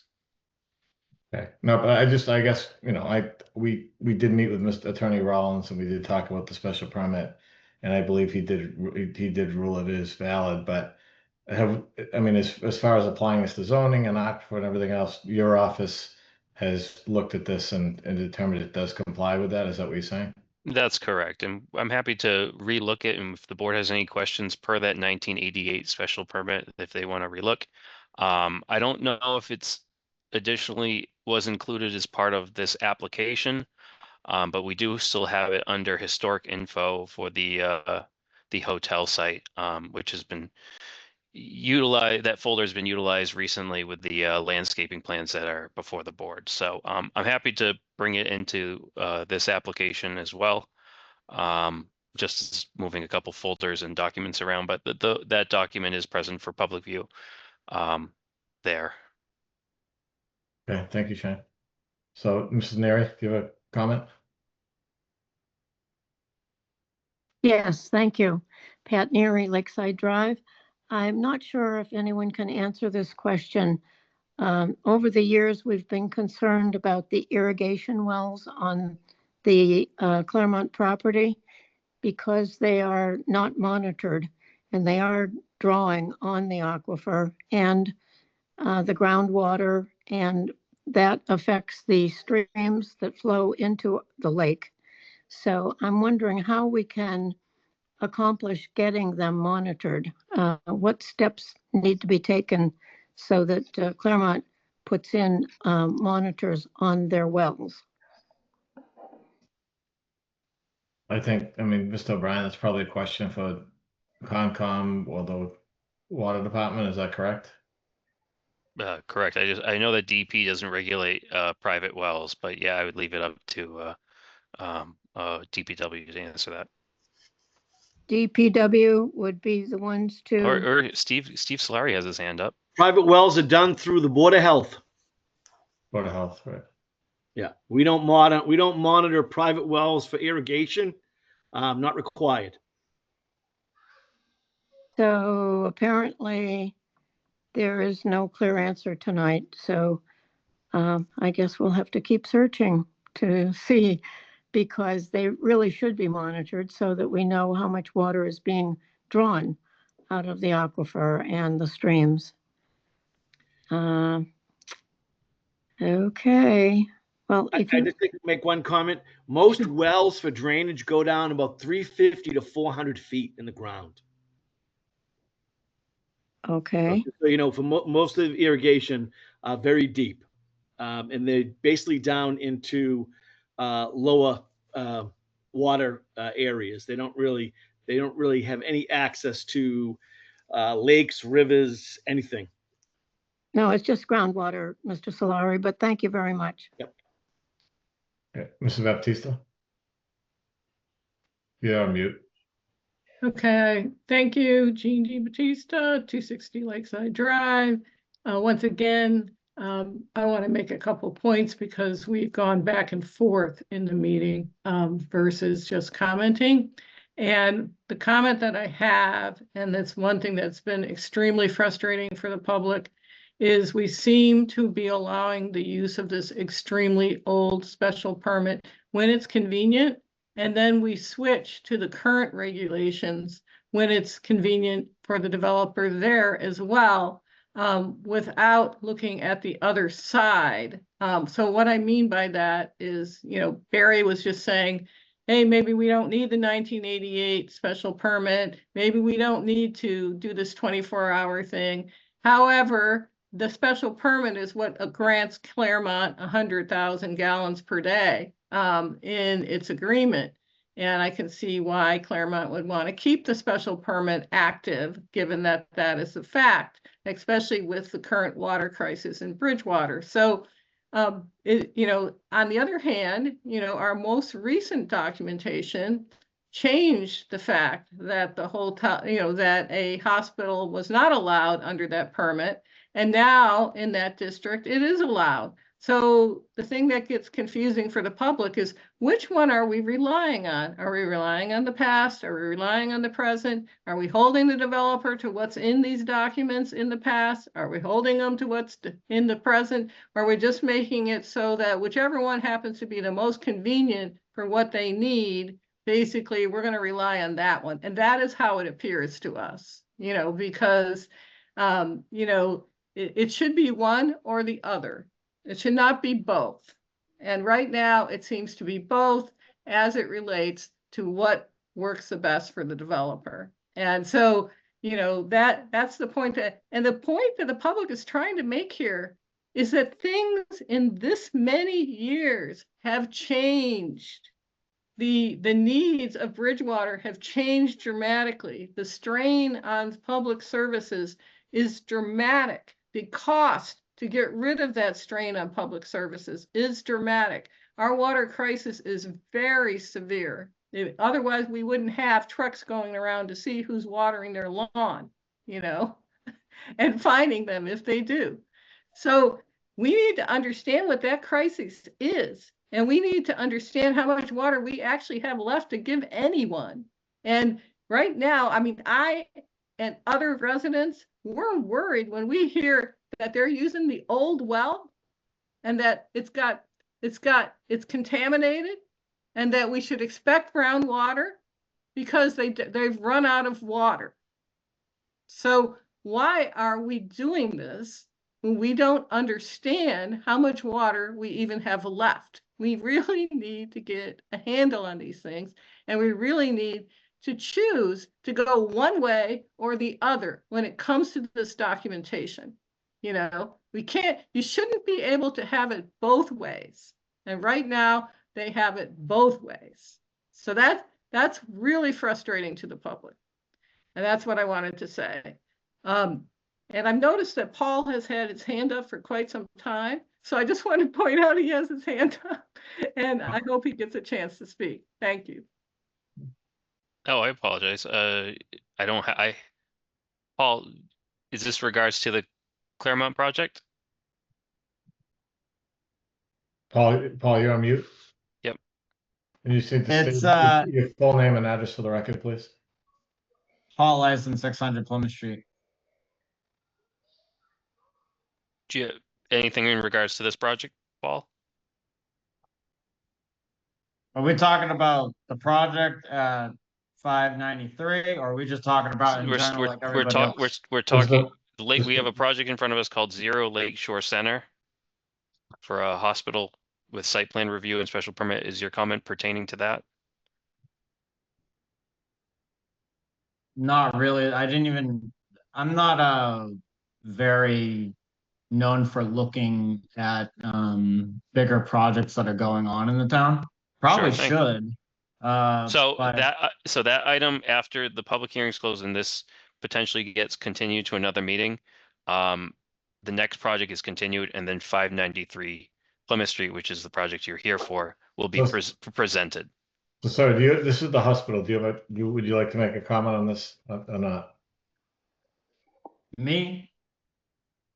Yes. Are you talking to me, sir? Yeah, it's talking to you, Paul. Okay. So as Gene and everyone else has talked about, to be honest, coming from a contractor that worked in industrial, I've worked in huge factories that, replacing freaking like 10,000 pound coils and stuff like that. I know how water quality and minerals and everything how that impacts the system and everything of that nature. We're always in a water crisis, and I've lived here for many years, but all I see is new buildings getting built. And commercial properties, I see a lot of convulsion about this hospital and all the construction for the hotels and whatnot. And I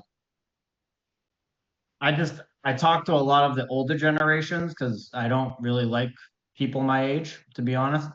And I would probably be good friends with Jean. She has a lot of valid points. But the thing is like when people are getting pretty much harassed for using their water, why are you building more buildings? Like you're adding more people to the system, and the pipes aren't getting bigger, and you're not doing any work on the roads or anything. So I'm very confused on like how we're adding more houses, which is more people in Bridgewater to live here. Mr. Chair, I think we're a little off script here. Yep, that's okay. Thank you, Mr. Rowley. I mean, it's very confusing. It doesn't make any sense at all. And I mean, especially like a hospital.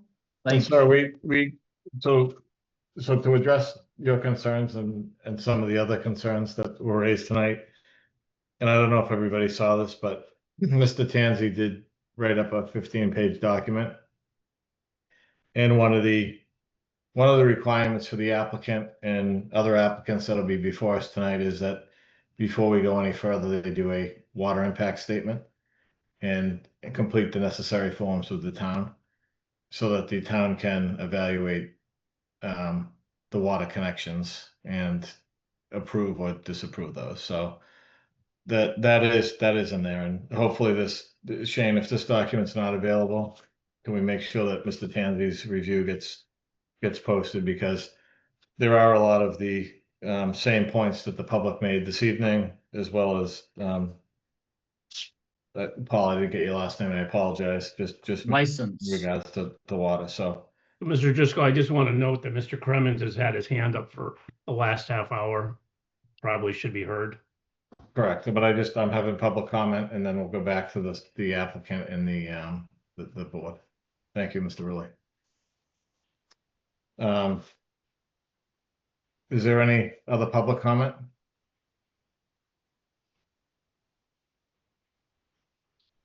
Mr. O'Brien, do you see any? Not this time. So Barry's the only one with the hand raised. Okay, so Attorney Crimmins, go ahead.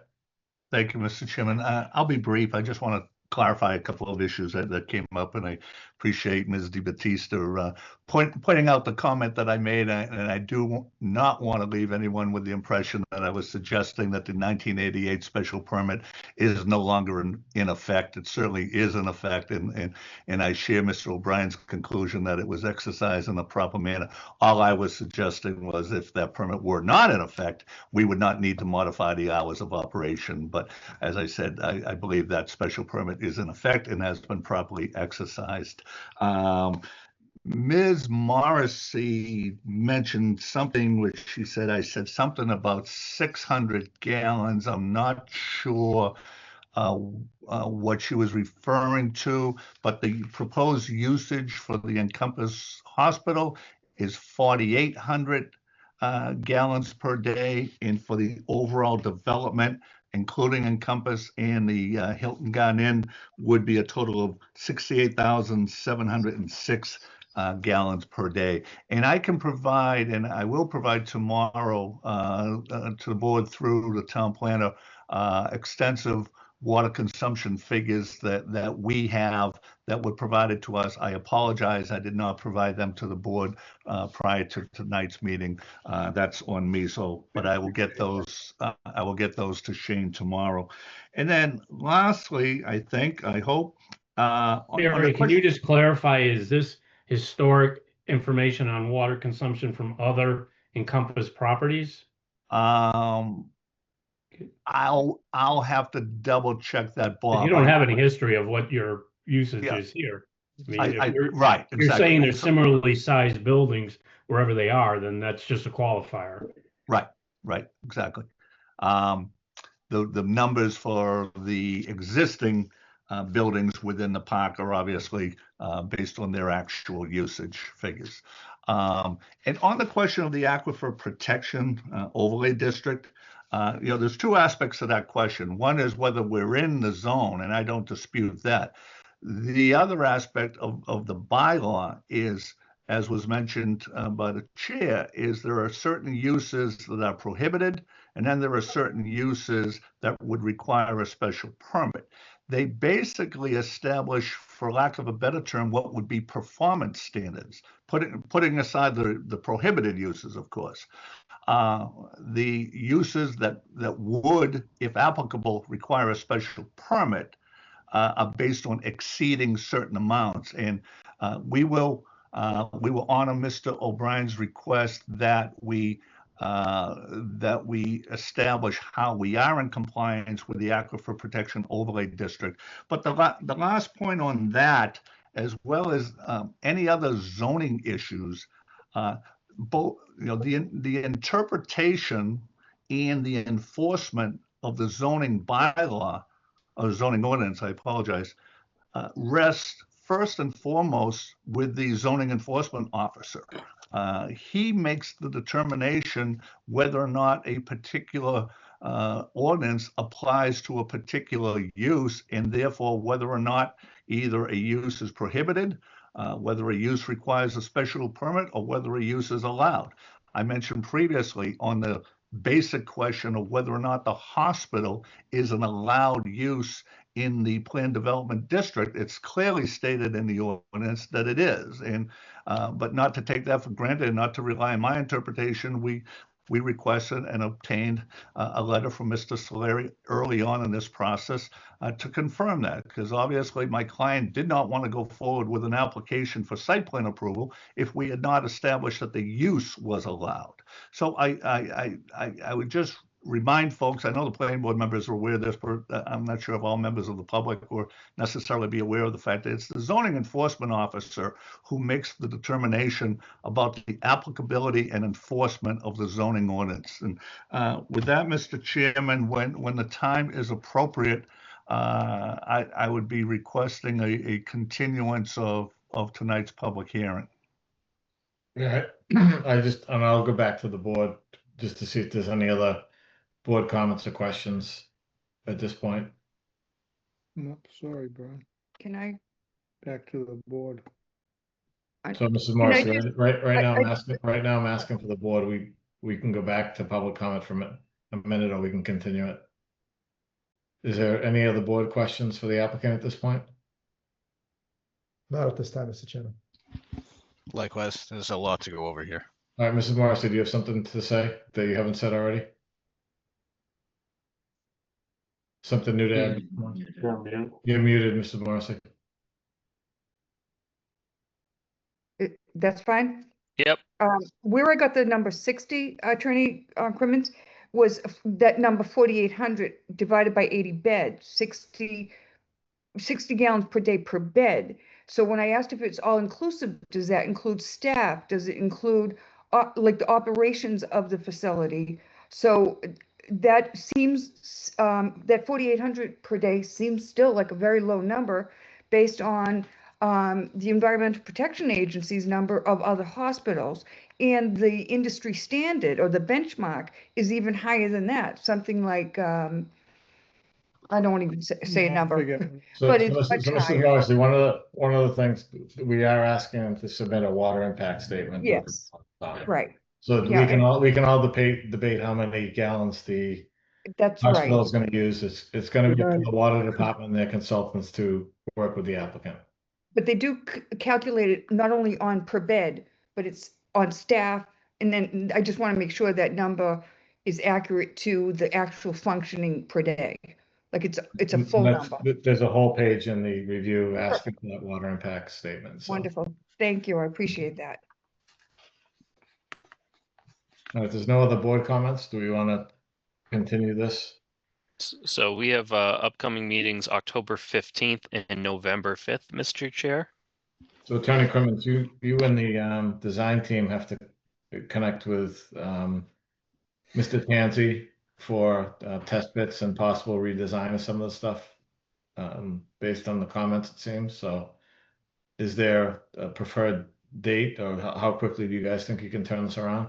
Yeah, thank you, Mr. Chairman. I believe October 15th would be good, but let me, if I may, just ask Elizabeth Roach if she's comfortable with that date for a continuance, or whether she feels we need more time.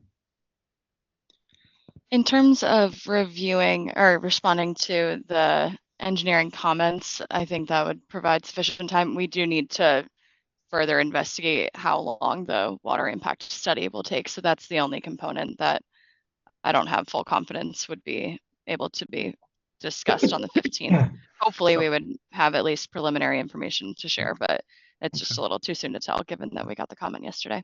Yeah, okay, thank you, Elizabeth. So, Mr. Chairman, I think if we went with the October 15th date, I'm reasonably confident we should have almost all of the information that the board has requested well in advance of that meeting. If it turns out that we need additional time, I can coordinate a request for an extension through Shane and Bob's office. Yeah, okay. All right, thank you. I'll make a motion to continue this meeting to the October 15th date. So motion by Mr. Praddy, 6 to, do we have a second? Second. By Mr. Geller, any discussion? I'll just comment that if we don't have the water information by the 15th, I think that would probably be grounds to just continue it because it's such a crucial issue. We're just going to hear, that's going to be a central topic of discussion again. And if we don't have the information, then we're probably just wasting everyone's time, to be frank. Well, we can hopefully get that resolved. I totally agree. All right, so do we have a motion and a second? Anything else, Mr. McDonald? Nope, that was it. All right, so I'll take the roll, Mr. McDonald, Yes. Mr. Geller, Yes. Praddy, Mr. Costa, Yes. Mr. Praddy, Yes. and I'm a yes. Okay, thank you, everyone. Thank you, Mr. Chairman. Thank you, members of the board, and thank you, staff and the residents. Thank you. Okay, next up, continued public hearings. We have 1010 Elm Street. This is map 30, lot 20. This is a site plan review under section 10.6 for the construction of a 27,000 square foot commercial building with parking and other improvements. This was continued from September 3rd. Hold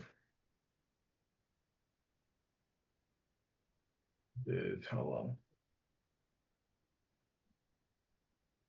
I can pull it up on my screen, Pat. We got a letter from PMP. I have it here somewhere. I got it right here. I got it. I can share it on my screen. I mean, the magic of technology. So we did receive a letter from PMP on the 16th yesterday to Mr. O'Brien in regards to this project. It says PMP is writing to provide an update on the project at 1010 Elm Street, as well as ask for continuation to the November 5th meeting. The restoration work in connection with the enforcement order on the property was approved at the conservation hearing held on August 28th. The next steps for the applicant is to have the additional testing done, as well as restoration work being completed in full. Once restoration is completed, an as-built for the work will be brought back to the Conservation Commission to get the enforcement order lifted. PMP will then resume the NOI hearing process, and upon being in good standing and with receiving an order of conditions, we will come back for site plan review. We hope to speak to you at the November 5th hearing, but we'll reach out if additional time is needed. If you have any questions, the contact info. So do we have a motion to continue this to November 5th? So moved. Second. By Mr. Mellon, second by Mr. McDonald. We'll take the roll. Mr. McDonald? Yes. Mr. Geller? Yes. Mr. Praddy? Yes. Mr. Costa? Mr. Costa? I'm a yes. Yes, sorry, yes. Okay. Thank you. Okay, so.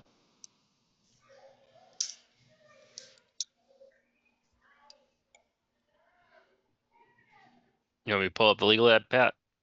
I printed it off, but Oh, whatever you prefer. I got myself disorganized there. Happens.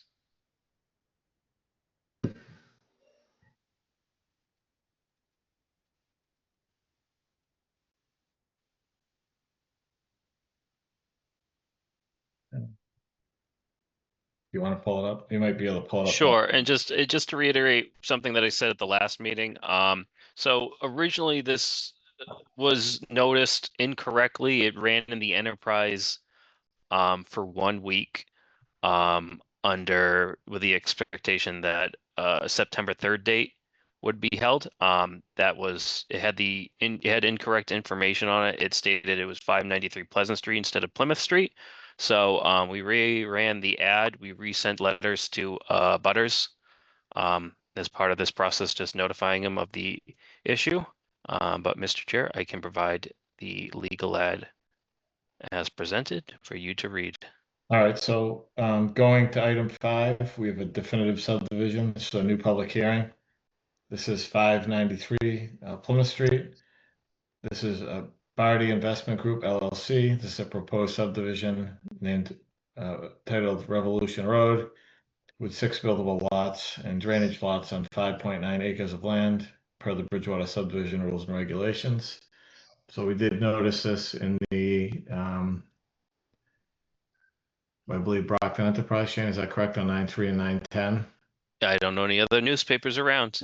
And then on Wednesday, September 17th at 6:30 p.m. via Zoom, the Bridgewater Planning Board will conduct a public hearing on an application subject to the Bridgewater subdivision rules and regulations by Barty Investment Group LLC for a proposed subdivision titled Revelation Road with 6 buildable lots and 2 drainage lots to be located on 593 Plymouth Street. The locus is located on Plymouth Street on Assessor's Map, I think it says 36, lots 7A and 8 on 5.9 acres of land. The plans and applications were prepared by Silver Engineering and Associates and is on file in the town clerk's office and the CED office on the website. All interested persons are encouraged to attend. So that again ran on 9/3 and 9/10. So just I know And that did run in the Brockton Enterprise. Okay. The way the public hearing will work is we'll ask the applicant to present the project. We'll then ask the board and staff to ask their questions, and then we'll open up for public comment. I just ask that if you make public comment, you state your name and address for the record. And then I know we still are waiting for a review from this, and we did receive some water and sewer department comments preliminarily. So I think we'll ask the applicant to introduce the project and see how far we get. So if there's somebody here to, I believe it's Silver Engineering. Good evening. Lawrence Silva from Silver Engineering Associates. Our office is at 1615 Bedford Street in Bridgewater. And we are the engineers and land surveyors for the project. With me this evening is Pam Barty. She's the developer. And what I would ask first is that Pam be able to give you sort of an overview of what the project is. And then I can give you an overview of the details of it. So Pam, it's all yours. Thank you so much. Good evening, everybody. How we all doing? Thank you so much for having me tonight. Really, really grateful. As you can tell, I'm extremely excited about this project. I'm blessed to be working with Larry, and I'm blessed to be here with all of you tonight. Just wanted to give a little bit of a high level overview so that you get some context as to really what we're building, why we're building it, and really why we believe in it so much. And then Larry's going to get into all the technicals, and we will go from there. So I am just going to share my screen for one quick second so that you've got it. So this project to me is, you're looking at the evolution of my life's work in a nutshell.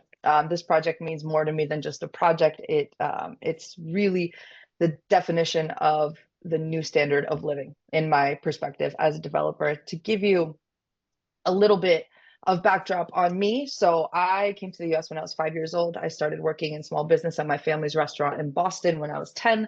By the time I was 21, I had 2 of my own restaurants, and then got into real estate development shortly thereafter because I found myself working like 100+ hours a week. And so being in the real estate development realm, I've been in the field about 12 years, licensed, one of the youngest female general contractors in the state of Massachusetts. And done different things all across Massachusetts, primarily in Boston.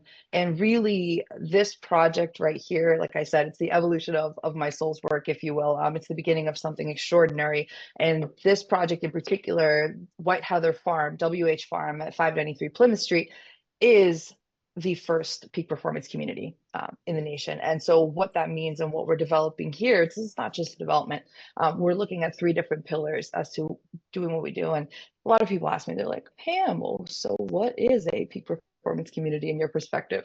So it's an intentionally designed ecosystem that fuses wellness, sustainability, and human connection with green, resilient infrastructure, empowering residents to thrive mentally, spiritually, and emotionally and financially, right? So where this stems from, I'll kind of dig into it. I mean, the 3 pillars here are the sustainability, the wellness, and community. Those are the 3 things that we're infusing into this project. So it's much more than just, hey, it's going to be your duplex development, right? There's a lot more heart to this. There's a lot more intention to this. And there's a lot more dynamics than a normal project would have, right? We're being very intentional with what we build and how we build it. And where that really stems from is the essence of epigenetics. I'm not sure if any of you are familiar with Dr. Bruce Lipton. He was a Stanford professor, and essentially he did studies throughout his 40 years and that showcased that our environment influences absolutely everything in our world.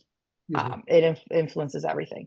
And so with that is the reason why I've been really pressing on the intention behind all this. And really, what is it that we're doing here, right? So this, if you guys have driven by, you kind of know exactly what's going on. You might have seen the renovation on the existing farmhouse at 593, and I'll kind of jump to that super quickly so you can see. If you recognize this house, that's the site right there.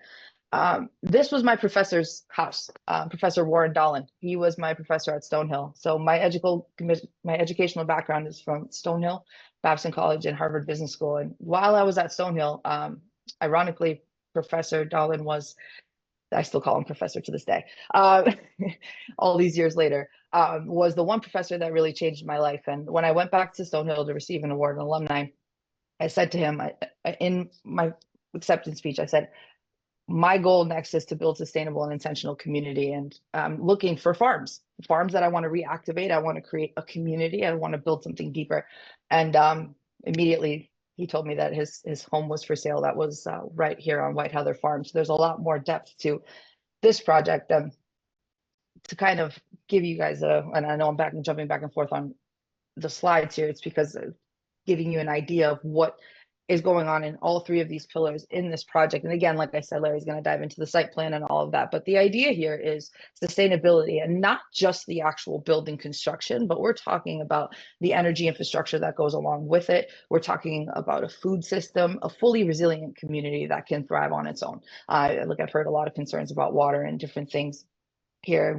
For example, just to give you kind of sprinkle something in for you, that we're looking at a technology right now that actually captures humidity from air and converts it into water on site. So these are the types of things that we're integrating in this project that is really extremely innovative and is next level, and the types of things that we're thinking about in this project. So sustainability, infrastructure, the wellness portions, it's all about mind, body, and spirit, and then the community as well. Not just the community that we want to develop inside, but then also how are we helping the rest of the community thrive? So again, high level, and I know it's late, so we'll keep jumping, but really the development plan at a high level where it is right now. So we're in phase 1 restoration, which is that front lot there that you see on the site plan that refers to lot 7A. And so that one is we just finished the completion of the renovation on the main house, which is a 3-bed, 2-bathroom home, beautiful Victorian farmhouse. And then we're working on the accessory dwelling unit that's attached to it. If you drive by and see that little connector piece in the middle, and then you see the barn, the connector piece is the accessory dwelling unit.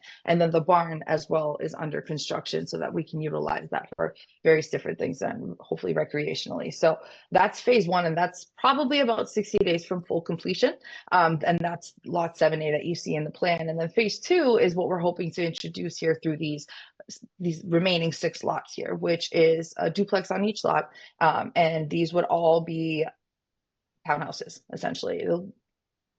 Originally, in the original plan, we had laid out that they would be single level. Now we've really shifted it a bit, and Larry will get into this more, where we add a second floor and add parking on site to kind of remove the parking lots.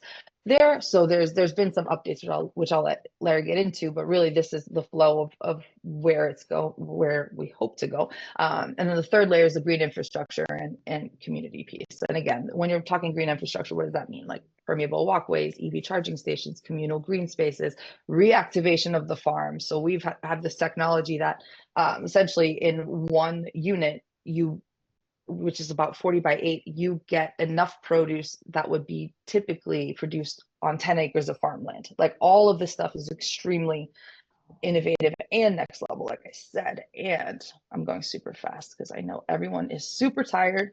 So the site plan here, and Larry's going to dive into this. This is the lot. So like I said, here is lot 7A, which is what's been under construction right now. And this is what we're proposing right in the back here. So I know that looking at these site plans is a little bit interesting. So I put together this aerial so you can kind of see where it goes. And can you see my cursor going up and down by chance when I do this or no? Okay, cool. So this is actually supposed to be a little bit bigger because there's a curb cut right here. So the lot goes from right about here all the way to right about here. And so essentially this is the existing house in that phase 1 that I was just referring to. And then this is where the road is. And ironically, there's already a curb cut here. And this would run all the way down. And the first lot would be right about here and so on and so forth. The cul-de-sac would be right about here. And then the back 2 lots here and then 4 in a row here. So it's designed to be really put in the middle of the lot, so it's not, want to impose as less as possible on from neighbors on both sides, and that was done very intentionally. So just to give you kind of the full view, this is phase 1 restoration. So this is the existing house. So if you've driven by 593 Plymouth Street, this is what you're going to see. This was the existing house before we started construction, and this is where it's at right now as you move more towards the right-hand side. And on the inside, this is what's been completed. So this is the kitchen here. So we really went with it's like a Ralph Lauren farmhouse kind of theme. It was a beautiful Victorian, so we added in a lot of traditional elements along with some modernized elements, but really tried to keep the character of the home there. As you can see, this is the master suite, and this barn door is completely custom made from the barn wood that we had there. And this is the accessory dwelling unit here on the right-hand side. So that's what's been completed to date. To give you an idea of what we're thinking about for each townhouse, we have not gotten the building envelope approved or the lot yet, but just to give you an idea of what we're thinking from an aesthetic standpoint, this was the original design, which was the 1 level. This now will be 2 with a garage on the bottom, but we're not looking to build anything that's very massive or anything like that. It's a 3-bed, 2-bath home, about 2,000 square feet, and they will all be built on slab. Again, the intention is to just not disrupt the land as much as we possibly can. So it's kind of got this feel, which really matches the farmhouse feel, which really matches the aesthetic in the front as well. So we want to keep it very cohesive across the site. So this is what you're looking at from a rendering standpoint of what's the design to look like per townhouse. And really, when I talk about green energy infrastructure, what does that look like? Well, the electrical panels would be 400 amps each. You're talking battery energy storage systems so that the homeowner can be completely resilient on their own electricity with these backup units that they have and can be able to utilize that. Solar, alkaline and purified air systems. I mean, it goes on and on. So we'll get into that, I'm sure, in the next meetings, but just wanted to give you all really a high-level overview of what this is, why we're doing it, and really where we are in the process right now and where we hope to go. So thank you all so much for your time this evening, and I'm going to let Larry take it away. Thank you so much. Well, it seems pretty anticlimactic to have to listen to me now, but that's okay. Rebecca, if you could bring up the subdivision, if you could share that on the screen. So, so as Pam was describing, this was the Dolan property, and the house, as you can see on this, is out to the front there, which is shown on lot 7A, and then parcel 7B, which is how we created that when we were doing trying to free up the house to be worked on while we were going through this process of doing the rest of the subdivision. And there is above there, you can see that we've done a number of test pits out on the site. Beautiful sands and gravels pretty much across the entire site. When you get towards the left corner towards the, is that south? Yeah, I guess to the south, that corner there. You go from having sands and gravels up the top in the northern section, and then down as you go down towards the Edge Hill Drive corner there, it starts to get into tighter soils, and there's some wetlands off the site. So we originally, if you want to go to the next slide there, the next page, we basically laid out 6 duplex lots, the 7th lot being the one that's the street lot. And in the zoning bylaws, it allows for five duplex lots on a dead-end street. We're asking for a waiver for the 6th lot to be incorporated into this project. And part of that is with the justification that we're asking for the board to understand is that when Edge Hill Drive was constructed, there was a 40-foot right-of-way which attached to this land, and Mr. Darlin actually was he was an abutter to the project. He was sort of expressing his interest in having that connection. Planning board at the time wanted to have roads looped as opposed to having cul-de-sacs. That 40-foot right-of-way was put there, and it would have been great because you could have had a nice looped roadway coming back out. However, procedurally incorrect, and the first approval was in '96. But in 2004, the owner of the lot came forward and he presented a Form A plan in which he took out the 40-foot right-of-way, and the planning board endorsed it and allowed for him to do that.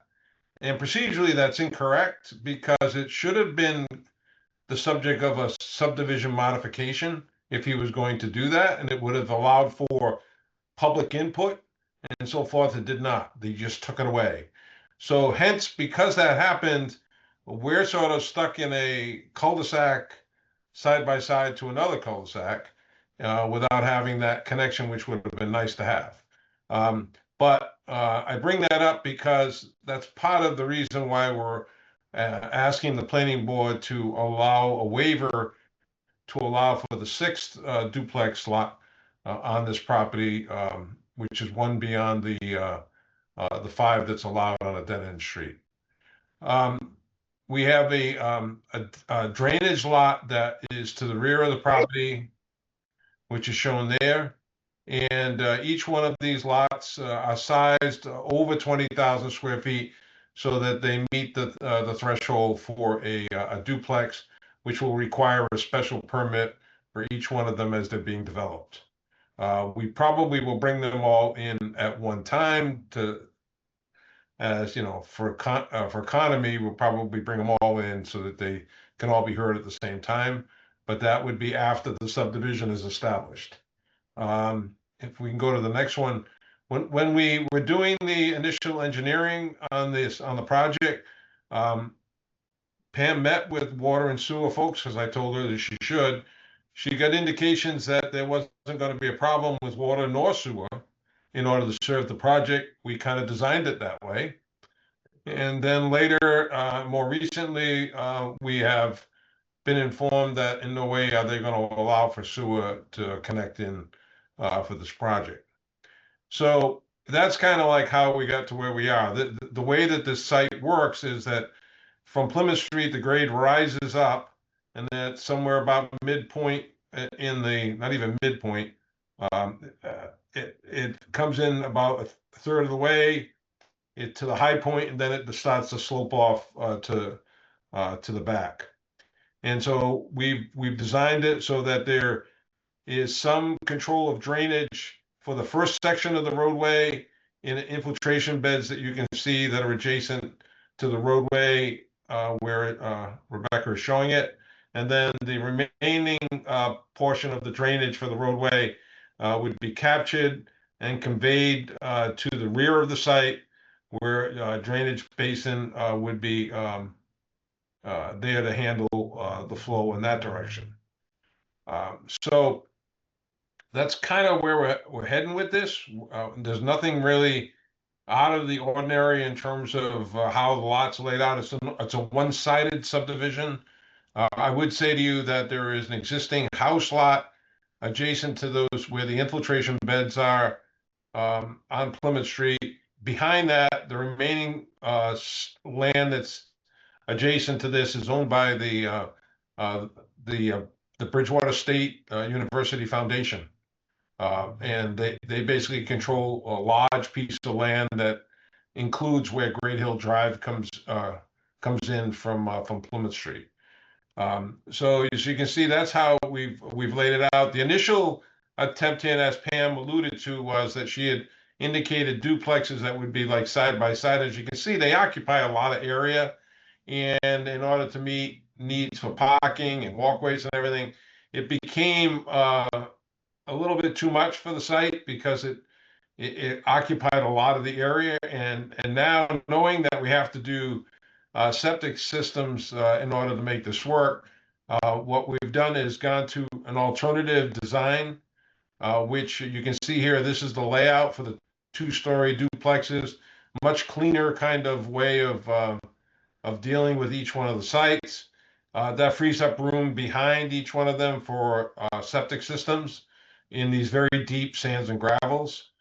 And one of the other comments that we had received, even though we have not received technical report yet, since we are May submittal, is that we added a 20-foot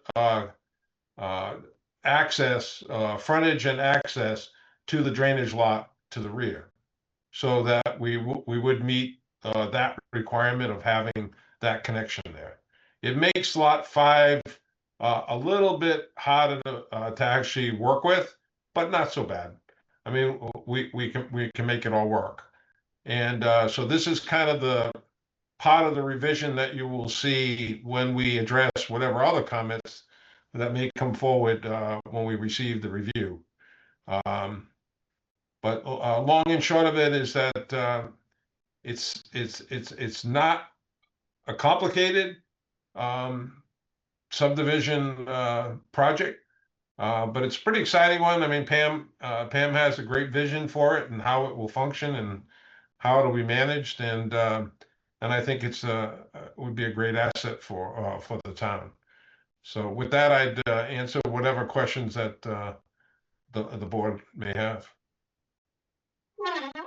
Great, thank you, Larry and Mr. Silver and Mrs. Batty. So just a couple of quick questions, because I know we need the technical review from Mr. Tanzi. But how is it? How do you plan? What's the ownership of these going to be? Is it going to be these going to be one condominium association for the entire property? Yes. Yes, Chairman. That's So exactly right. So everybody will have 1/12 share in the 5.4 acres out back. Yes, that's correct. That's correct. And then It's the only way it can stay as a community, and that's what her intention is to have it structured that way. And the road is being designed to public standards, but will remain private, or will you be seeking public ownership of that road over time? Pam, I would think that you'd probably be keeping it public as part of the thing, but if it meets this, if it's built to the standards, then it always could be applied for to be a public way. And have you the site? You may want to not go down that road, but that's something that you can think about in terms of if you don't want to give an answer tonight. Absolutely. Oh, definitely something to think about. It's just thinking about what's going to be the best case scenario for everybody, because one of the plans is to put a permeable driveway there, and also use this thermal pipe that will enable the snow to melt a lot quicker. So there's going to be a lot less snow access. There's a lot of technical stuff. And on the next call, I'll have the sustainability team on here too, which can get like really deep into all the sustainability details. But that's definitely something that I'm going to note. And that now, when you talk about those kind of features, you're talking about those being on the individual lots, not on the roadway itself. on the roadway itself.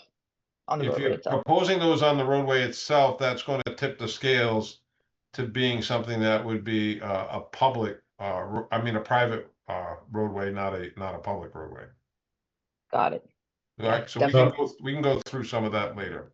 So just in terms of what I think one of our rules and regs talks about the viability of the land or the buildability of the land. Before our next visit of this, will you have the perk tests done for the 6 lots? No, I don't see why we would have to do that. We did test pits on the site from the front all the way to the back. Town engineer was out there when we did them.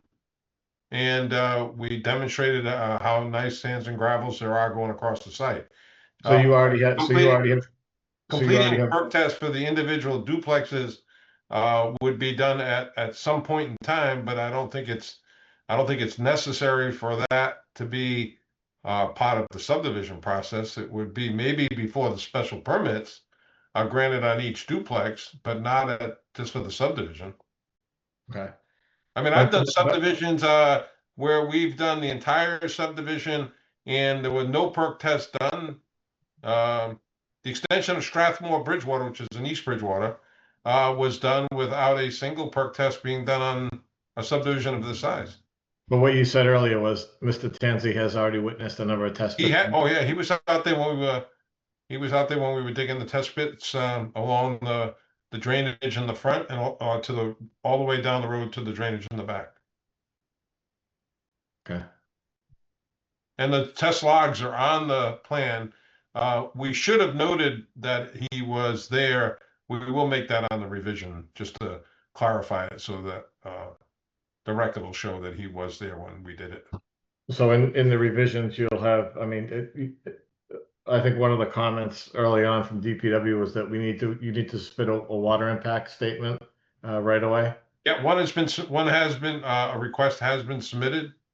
Pam dropped off a check for that. And so that was in place. And yeah, pretty much they've kind of expressed their limitations in their emails. I don't know how much new stuff is going to really come out of it, but we did do it. And have you heard if they're going to require looping in the site, or do you Mr. Tanzi is just for the water design? What is the water policy now? Are we still looping? Are we not looping? Up to 500 feet, you don't have to loop. Anything beyond that, usually we'd loop it up to 500 feet, and if you can extend a single line, water line to the end and terminate it in a fire hydrant, we've been doing that lately, and that is in compliance with our latest water regs. Okay. All right. So it would have been nice for us to have tied into Edge Hill, and that would have been a single loop by itself, but that was taken away from us with that Form A that was done. But Mr. Dowland didn't have any rights to that 40-foot right away, correct? Mr. Dowland was the abutter to the project. It's the planning board's decision that put the 40-foot right of way in there. But did he have any ownership rights He had no. The planning board put a 40-foot right of way as part of their approval, required it. So that 40-foot right of way has disappeared using a Form A process, which was not a modification to a subdivision. So technically, it's still there, but it's going through a house. So you really can't say it's there. If need be, Pat, Larry and I went over the history of this too, and he is correct on that aspect. A lot of things in the past were kind of wiped away through an A&R process, but through that original submittal and approval of Edge Hill Road did show a right of way, but lo and behold, it disappeared, and now the difficulty of having to design it to this cul-de-sac standard. So I can attest to Mr. Silva's frustrations. I'm not frustrated, just challenged. Well, I guess if well, we can look at that. Is there a decision letter that we can get for Edge Hill, Shane? Yeah, whatever. Yeah, I actually have them. I've sent them over to you. Shane sent them to me. I sent them back to him. Oh, I figured when pertinent, I would bring it up. So yeah, I can look for that, as well as, always feel free to look through the registry of deeds. That's the most important place to find things. 'Cause if I'm looking through my files, I'll just find things that really don't Yeah, so when qualify you look as for subdivision. subdivision Edge Hill, the only one you're gonna find has the 40-foot right of way. There was no modification to it at any point in time after that, except for a Form A plan, which adjusted the lot at the end that had the 40-foot and removed it. Planning board was aware that they were doing it, but it wasn't done in the right manner. It should not have been done. It should have been open to a public hearing to discuss it. Okay, so we're still waiting for the review on this. Is there any other board comments or board questions for the applicant? Yeah, real quick, Larry, I don't see the detail on how you're gonna be treating the roof drains now that you've got septic systems in each lot. Will that be changed or will it still be the same way? Well, you're right, because on the other one, we had roof recharge systems. We will, I'm a little reluctant to have it as significant as it was on the earlier one, because I don't want to have something that interferes with the on-site septic. However, we will have some recharge of roofs. We have a smaller roof area. So the answer would be it might be a little smaller than the other one, maybe half the It'll be treated size, the same way. but we will have something, yeah. Okay, So actually, the concept of sustainability and everything else, I like. But this is over 5 acres. So did you guys look at I know the yield would be less, but did you guys look at the open space development where you could preserve up to 60% of the property and have real small lot sizes? That way you'd have less infrastructure and maybe, half the road. Was that evaluated by you guys instead of this? Well, it's hard to evaluate that because what we're asking for is a waiver for that 6th lot. So the question is, if you were doing an open space evaluation, would you be doing an open space evaluation with only 5? I guess that's where the gray area came in, and so we didn't really approach that. And the other thing is you don't really gain a lot, no pun intended, by shrinking down these individual lots under open space in this district. Well, and I in know, another district, it would have more of a but benefit. you can go to the single family only, but you could go to a 5,000 square foot lot. But you're saying if you went to 5,000 square foot. I mean, the open space, where is that page? The open space conservation development. Yeah, I mean, I didn't know if you guys evaluated that, just where the whole premise is sustainability and farming and things of that nature. I mean, the yield would be less in terms of units, but the infrastructure would be substantially less as well. We used to have a much bigger area required.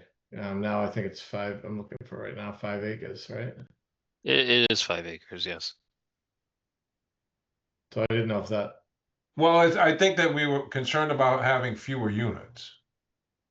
I understand that we could cut maybe the infrastructure cost, but not too much. I mean, because you can say that you could have less frontage, but there comes a point at which you're not really benefiting by it in order to get them, because if it's not a two-sided subdivision. If this is a two-sided subdivision, it may have more benefit than this one, but it's worth at least explaining why it is or isn't. Well, if you don't have to have the same depths, I'm saying you could do a two-sided subdivision, right? And did it apply to duplexes or not? No, it's single family only, but single family only though. It's worth at least looking at. I mean, I don't think so. I mean, you guys can do whatever you want to do. I just didn't know if if it was designed to be a farming community and preserve open space and sustainability and you know, trying to disturb the land as little as possible, that I didn't know if you gave that a look and thought about how you. Well, I mean, so what you're really saying to me though is, because we're looking at duplex lots, first have to show what you could do there using conventional.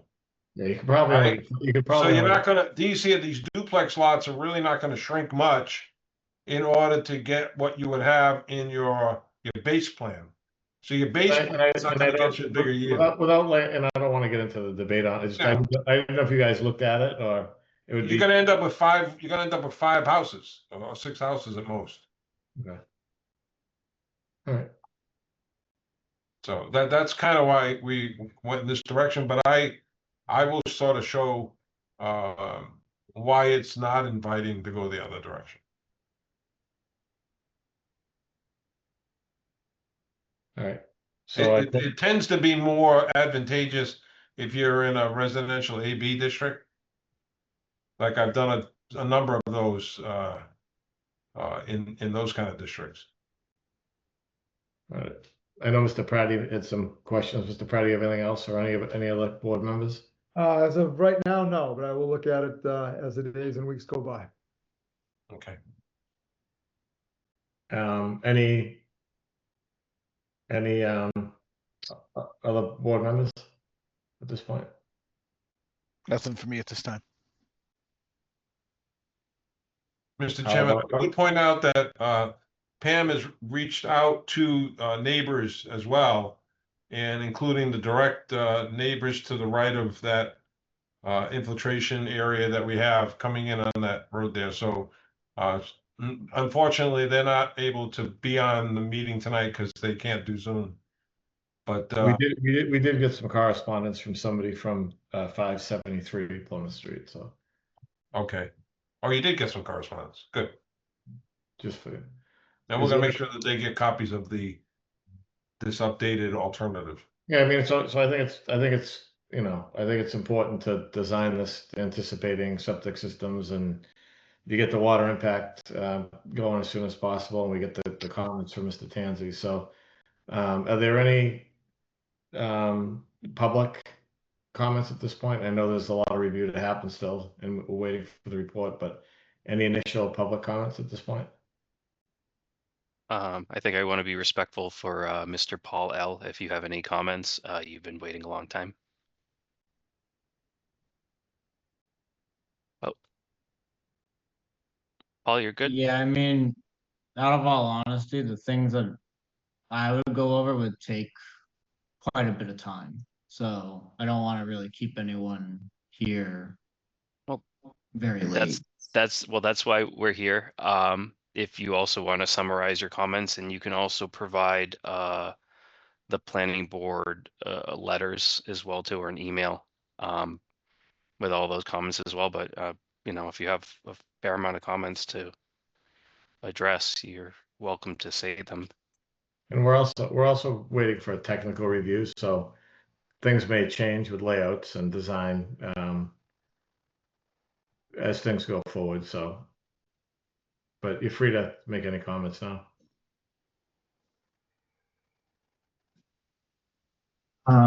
So, I mean, the biggest thing with this whole thing, and I do understand she is talking about this, you know, revolutionary like technology or whatever. Basically, she's talking about like a big dehumidification system that collects water. All ACs dehumidify. Natural humidity goes across the coil, goes down a drainage line, and usually gets rejected out of a pump, or gets naturally gravity rejected out of the house. But I think she's talking about something that is collecting that water and possibly utilizing it. Kind of like collecting rainwater, but using it for household faucet shower type of mindset. But as I stated, the water here has been a problem ever since I bought a house here. No one really ever talked to me about that, not the realtors or anything. And I was too young to even ask those questions at that time, to be completely honest. But the water has been drastically getting worse. And like the water isn't even drinkable. I mean, the amount of chlorine that's in it, you can't even drink it. Actually, you shouldn't even bathe in it, really.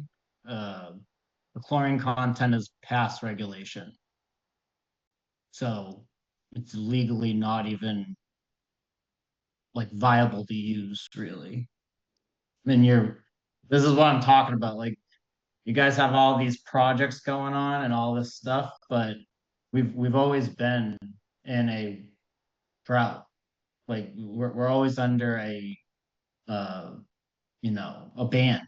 Like, there's never been a time in the So we're years. so just to clarify that when we say water impact study, so we're submitting this to the water department to see if they can service this development or not, and what impact it would have on the system. So we haven't gotten that yet. We don't know. I know, and I understand, and I'm not bitching or I'm not trying to stir up trouble or anything.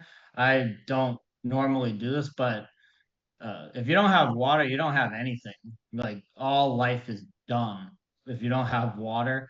And they also have the right to drill private wells if they wanted to. So, But isn't that property behind a huge salvage yard? Bridgewater Recycling, a scrapyard? No, that's further down. and I'm not, and all right now, what we're trying to do is just get preliminary comments. We're gonna have water look at this.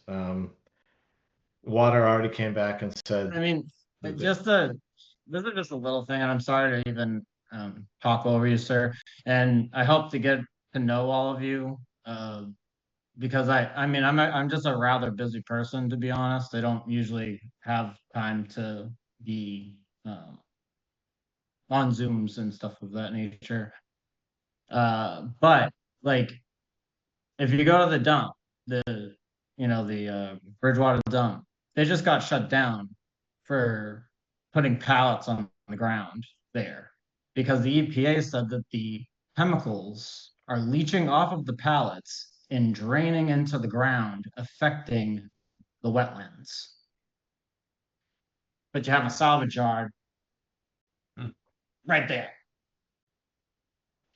Like, that's we are gonna have, we don't, and I appreciate your comments, but Mr. Tanzi, our town engineer, will look at, we don't have any comments yet on the surrounding area, on the witness test pits, we don't have anything yet, so.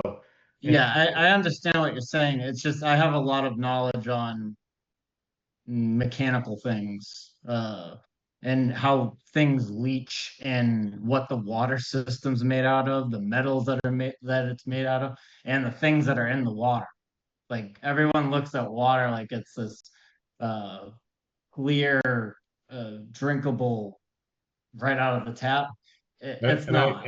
So can you do me any comments on what you see before you hear on this project? I mean, water is a townwide issue that we have to resolve, and we're gonna ask for water impact report on I it. see, like, a lot of people are bothered by it now that I've been on the Zoom. I thought I was the only one thinking, like, why are they building all this stuff? When you say bothered, do you mean water or do you mean this project? No, just the whole water problem and all of the projects that are happening in the town of Bridgewater. And that's why, so we are requesting that they go to the water department. The water department is a utility, and they have to, they are gonna evaluate this project. We are not gonna evaluate that.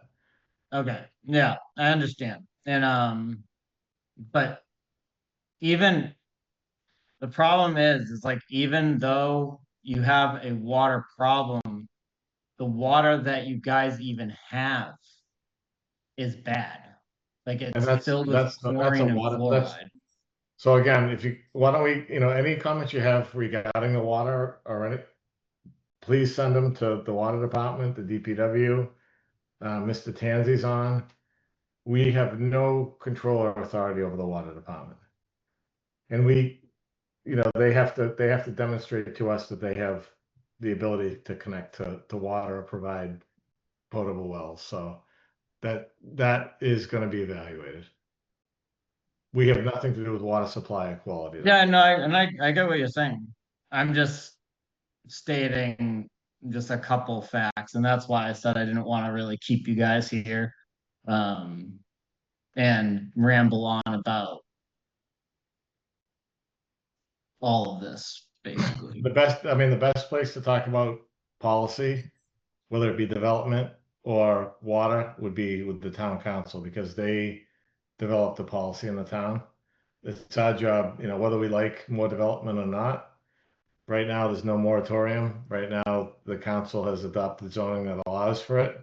So the council is the one that can stop development or stop water connections. We cannot. Yeah, I'm just going over my understanding and knowledge of the water here.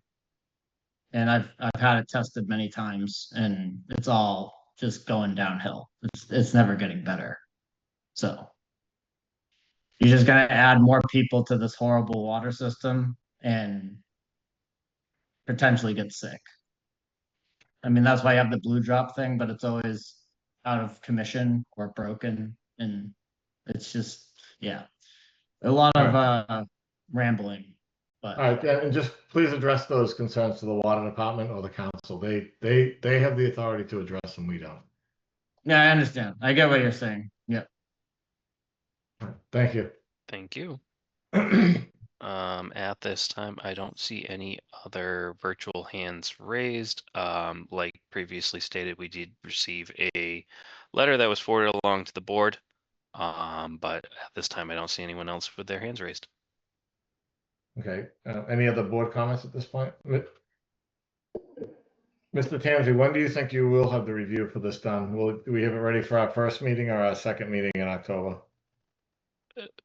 Point of clarification, we have one meeting in October 15th. I'm sorry. All right, so are we comfortable continuing this to October 15th?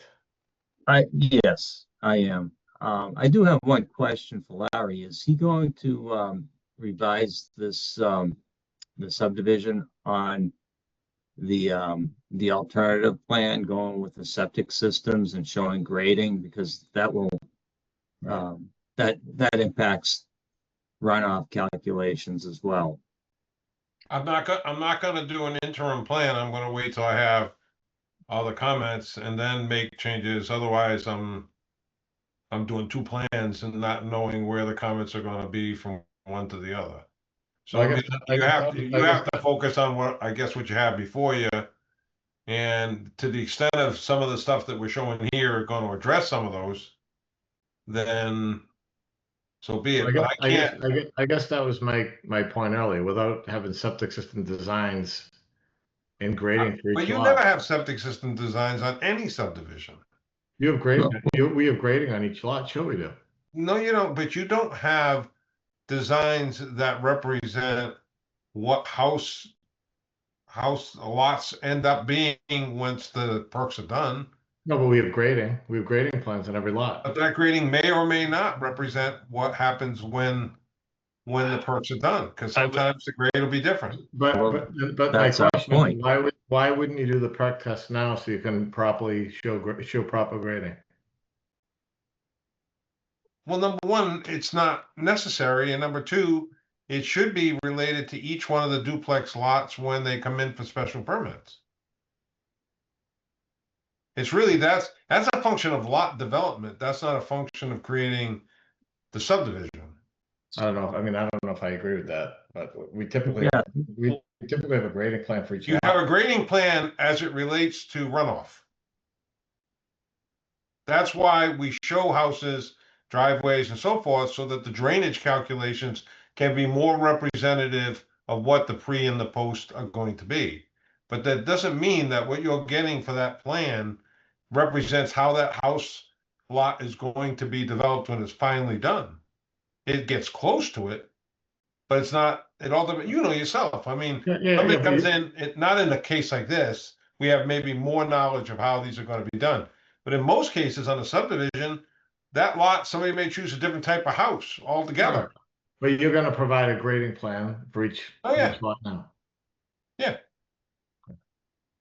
And I'm going to tell you, there's not, the areas that we're talking about here are all nice sands and gravels. Well, this is not one where we pick and choose where we can actually put a septic system. We can put a septic system anywhere. Certainly all the areas that we're showing here, that's certainly good. Mr. Tansey, so you need a grade, and you want a grading plan for each lot, is that correct? Well, eventually, yes, but I'm talking about well, how the septic systems impact the subdivision as a whole. In other words, if you elevate the grade to meet breakout or groundwater separation, will that affect the stormwater runoff? How does that impact it? Will it prevent it from getting into the detention basin or where it's supposed to go? Yeah, that's what I'm concerned about. I don't want to see Mr. Silva or anybody redesign something or reanalyze something twice. And there's also those discussions about the pavement being used for the parking lot and infiltration, and I'm not sure whether you're going to try to infiltrate roof runoff or not. It looks like you're not, but that might change. No, as I said to Mr. Pratty, we are going to. We Recharge had it on the original plan, we're gonna still have it on this plan.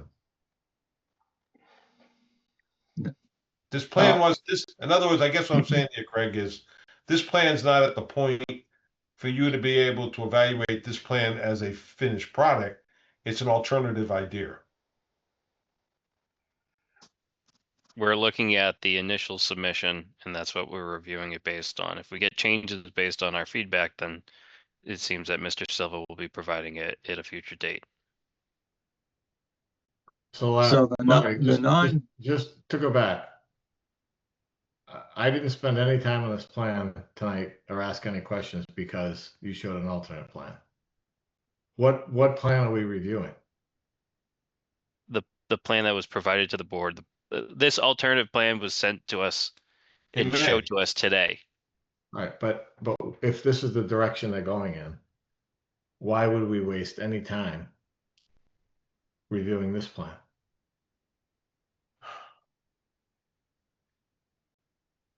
Well, because I would say that the content of the roadway would still matter. I guess it's the changes of the lot that still could occur, but what if that affects the roadway layout? What if that affects? I know that there's some discussion of the drainage frontage, but I think we can still evaluate the criteria of what a subdivision is, that the lots are being subdivided, and go into more detail in terms of what's within the building box, because typically for some subdivisions, you're looking at a product of building boxes and evaluating it around it. So especially I would argue that we provide more detail about individual lots than most engineers do. Yeah, you tell too much. You put, in some indications of subdivision control law, you're just providing a building box, not necessarily what you're building in between. Mr. Silva, in this case, is providing that he's doing duplexes, which raises, the issue is that the more that Mr. Silva shows for a subdivision process, the more questions we have. I mean, you have to show that, because we're trying to determine how many units per subdivision. We're trying to determine road width, because road width changes based on number of units and traffic patterns. I mean, sure. Whatever. I mean, if this is, I don't know why we spent so much time on the other plan if this is the one, if that's not the one we're reviewing. So have Mr. Tansey do his review. If I had a review done, I would have had maybe answers to other questions that I could have incorporated into the revision that we're showing, that alternative plan. But at this point, If I go forward and continue to design the alternative, and then Greg comes back with something that changes that, then where am I at that point? You know what I'm saying, Greg? I mean, I want to make sure that fundamentally there's nothing that's going to impact my continuing with that alternative.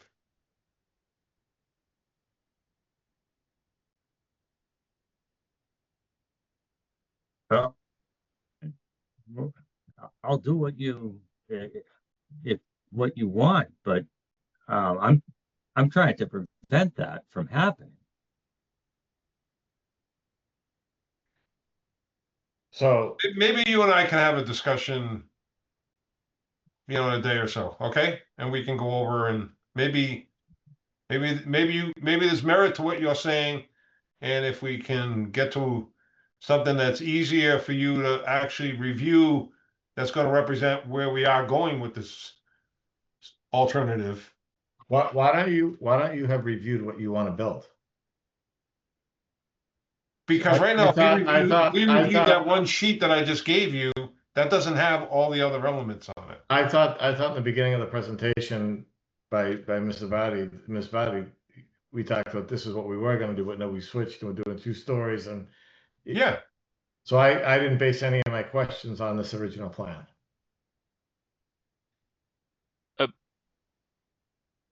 Okay. Can you clarify? So- Can you clarify, Pat? Clarify. From a what? subdivision we point just- of view. we just spent the last hour talking about a plan that they're not even haven't reviewed. But from a subdivision point of view, it shouldn't matter. For the special permits for developing the duplexes on the individual lots, that would matter more. I mean, it does matter. Grading matters. The 20-foot frontage on the drainage lot matters. I mean, there are things that matter. I mean, have Mr. Tanzi review what you wanted to review. Greg, maybe you and I can meet in the next day or so. We can go over it, either by phone or whatever. And just to iron out from a planning board perspective too, whenever this item would be continued to, whatever plan will be presented will be given to us a week in advance. We can review it, and then the expectation that the review letter will reflect recent plans as provided to the board. So. And Chairman, I just want to clarify. So this original plan that is showing right now on the screen, this was the one that was submitted. And then when we found out last Tuesday that we got the comments from the sewer department that, hey, we're not able to service this location, immediately Larry and I went to the drawing board and said, can we create an alternative plan with the septic systems to make sure that this is still viable? And that's the plan that we were just talking about. So yes, that is absolutely the route that we're looking to go, because we figure that if sewer already made those comments, it's likely that we're not going to get that connection. So we moved towards the septic design already, but the lot lines on both plans should still remain the same. It's just the building and the parking on each lot, if that makes sense. And then showcasing where the septic system goes. Right. For right now. But the parking changes, the impervious area for the building changes, the lot lines, the lot lines for 6 and 5 change. And if that's the direction you're going, why aren't we reviewing that plan? And why do we, whatever. Okay, but I have not, let me just say this, Pat. I have not heard, only informally, that one of the potential issues was that we didn't have 20-foot of frontage for a drainage lot. And that would require action by the board in order to allow that not to have the 20-foot. So our alternative is trying to address it. But I'm getting these kind of comments piecemeal, like no sewer, and I need to have 20 feet. So my alternative plan is sort of evolving. We've always required 20 feet for a drainage lot. I mean, that's right in the regulations. But you can't ask for it to be a waiver. But the indications were that was not going to be one that may sit well with needing to have a waiver on the number of lots. So understood, we're moving to try to address that issue. So that's all. I mean, I just think if the direction you're going is the plan that you presented to us tonight, then that's the one that should be reviewed. But if you want to have two plans reviewed, go ahead. It's, we can continue Well, this. each plan will be reviewed. All right. Yeah, I appreciate the applicant had a scramble on short notice, but we're kind of beating a dead horse at Right. this point. So, I think Mr. Tansey. We talked went as far as about we it. could on the short notice that we had. No, I understand. Yeah, you had to scramble. You did what you could in the time you had. All right, so do we have a motion to continue this to October 15th? So moved. By Mr. Praddy, do we have a second? Second. Mr. McDonald, any discussion? Mr. Costa? Yes. Mr. Praddy? Yes. Mr. Geller? Yes. Mr. McDonald? Yes. I'm a yes. All right, thank you very all much. for your patience. I appreciate it. Larry, you look sharp. Well, I thought Let we the had re- an in-person meeting. Let the record show, and also let the record show the location of a meeting is located on the agenda. No, it's not, but that's Yes, okay. it is. No. All right. You either say virtual or in person. See you, Larry. Bye. Good night. Still love you. All right, so Shane, other business, we have October 15th. Yeah, that's going to be a hybrid meeting. You'll say that on the agenda, that it will be in the council chambers again. So like we said before, we're looking to have that second meeting of every month be hybrid, while the first meeting of the month be via Zoom. So we'll be at council chambers at Town Hall. So that'll be on the agenda, but we got items continued from tonight. That would be Lakeshore Center, 593 Plymouth Street, and I gotta remember. No, I think the landscaping. Did the landscaping plan get continued to that meeting as well? I think they get continued to. I think they get continued to October or November. I'll have to reconfirm. It'll be on the agenda. But we'll have street acceptances again. The 3 roadways from Oldfield Estates are coming back with some changes. So I know that we had some questions last time regarding a modification over there. So we can ask some questions over there too, as well as that there was a zoning amendment that was referred to us by council.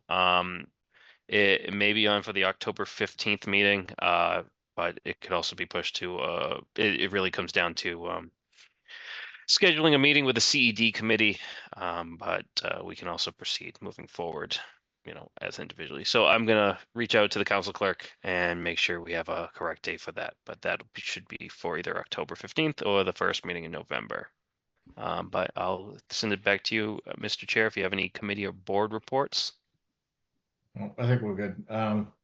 We don't meet to the 15th, right? So October 15th, yeah, we're not having a meeting on the first Wednesday of October in respect to Yom Kippur.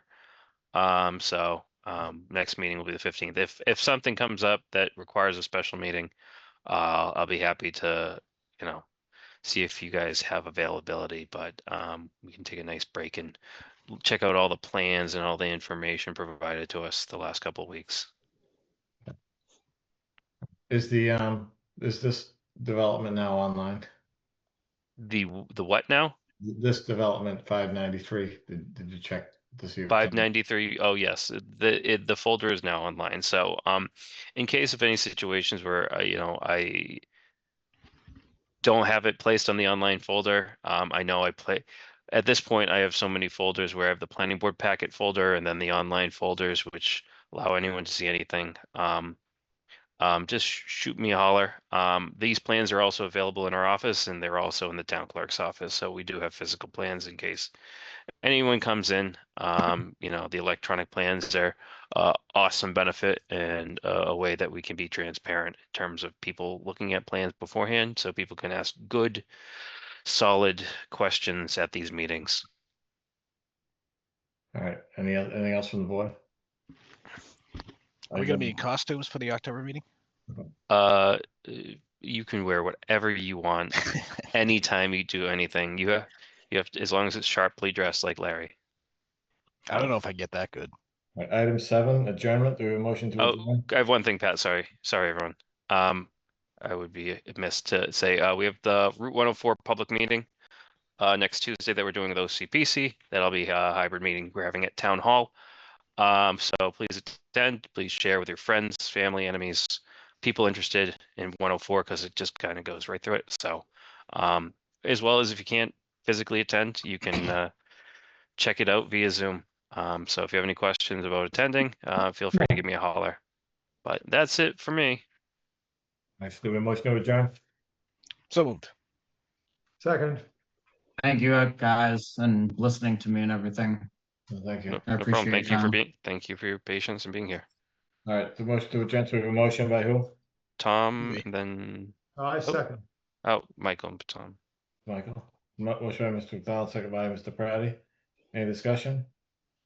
Mr. McDonald, Yes. Mr. Praddy, Yes. Mr. Costa, Yes. Mr. Geller, Yes. and me, yes. So Shane, I know we're adjourned, but I'll work on that letter for council and you can put it. All on. right, yeah, just call me tomorrow. Then we can send it to the board. Thank you. Sounds good. See you. Bye.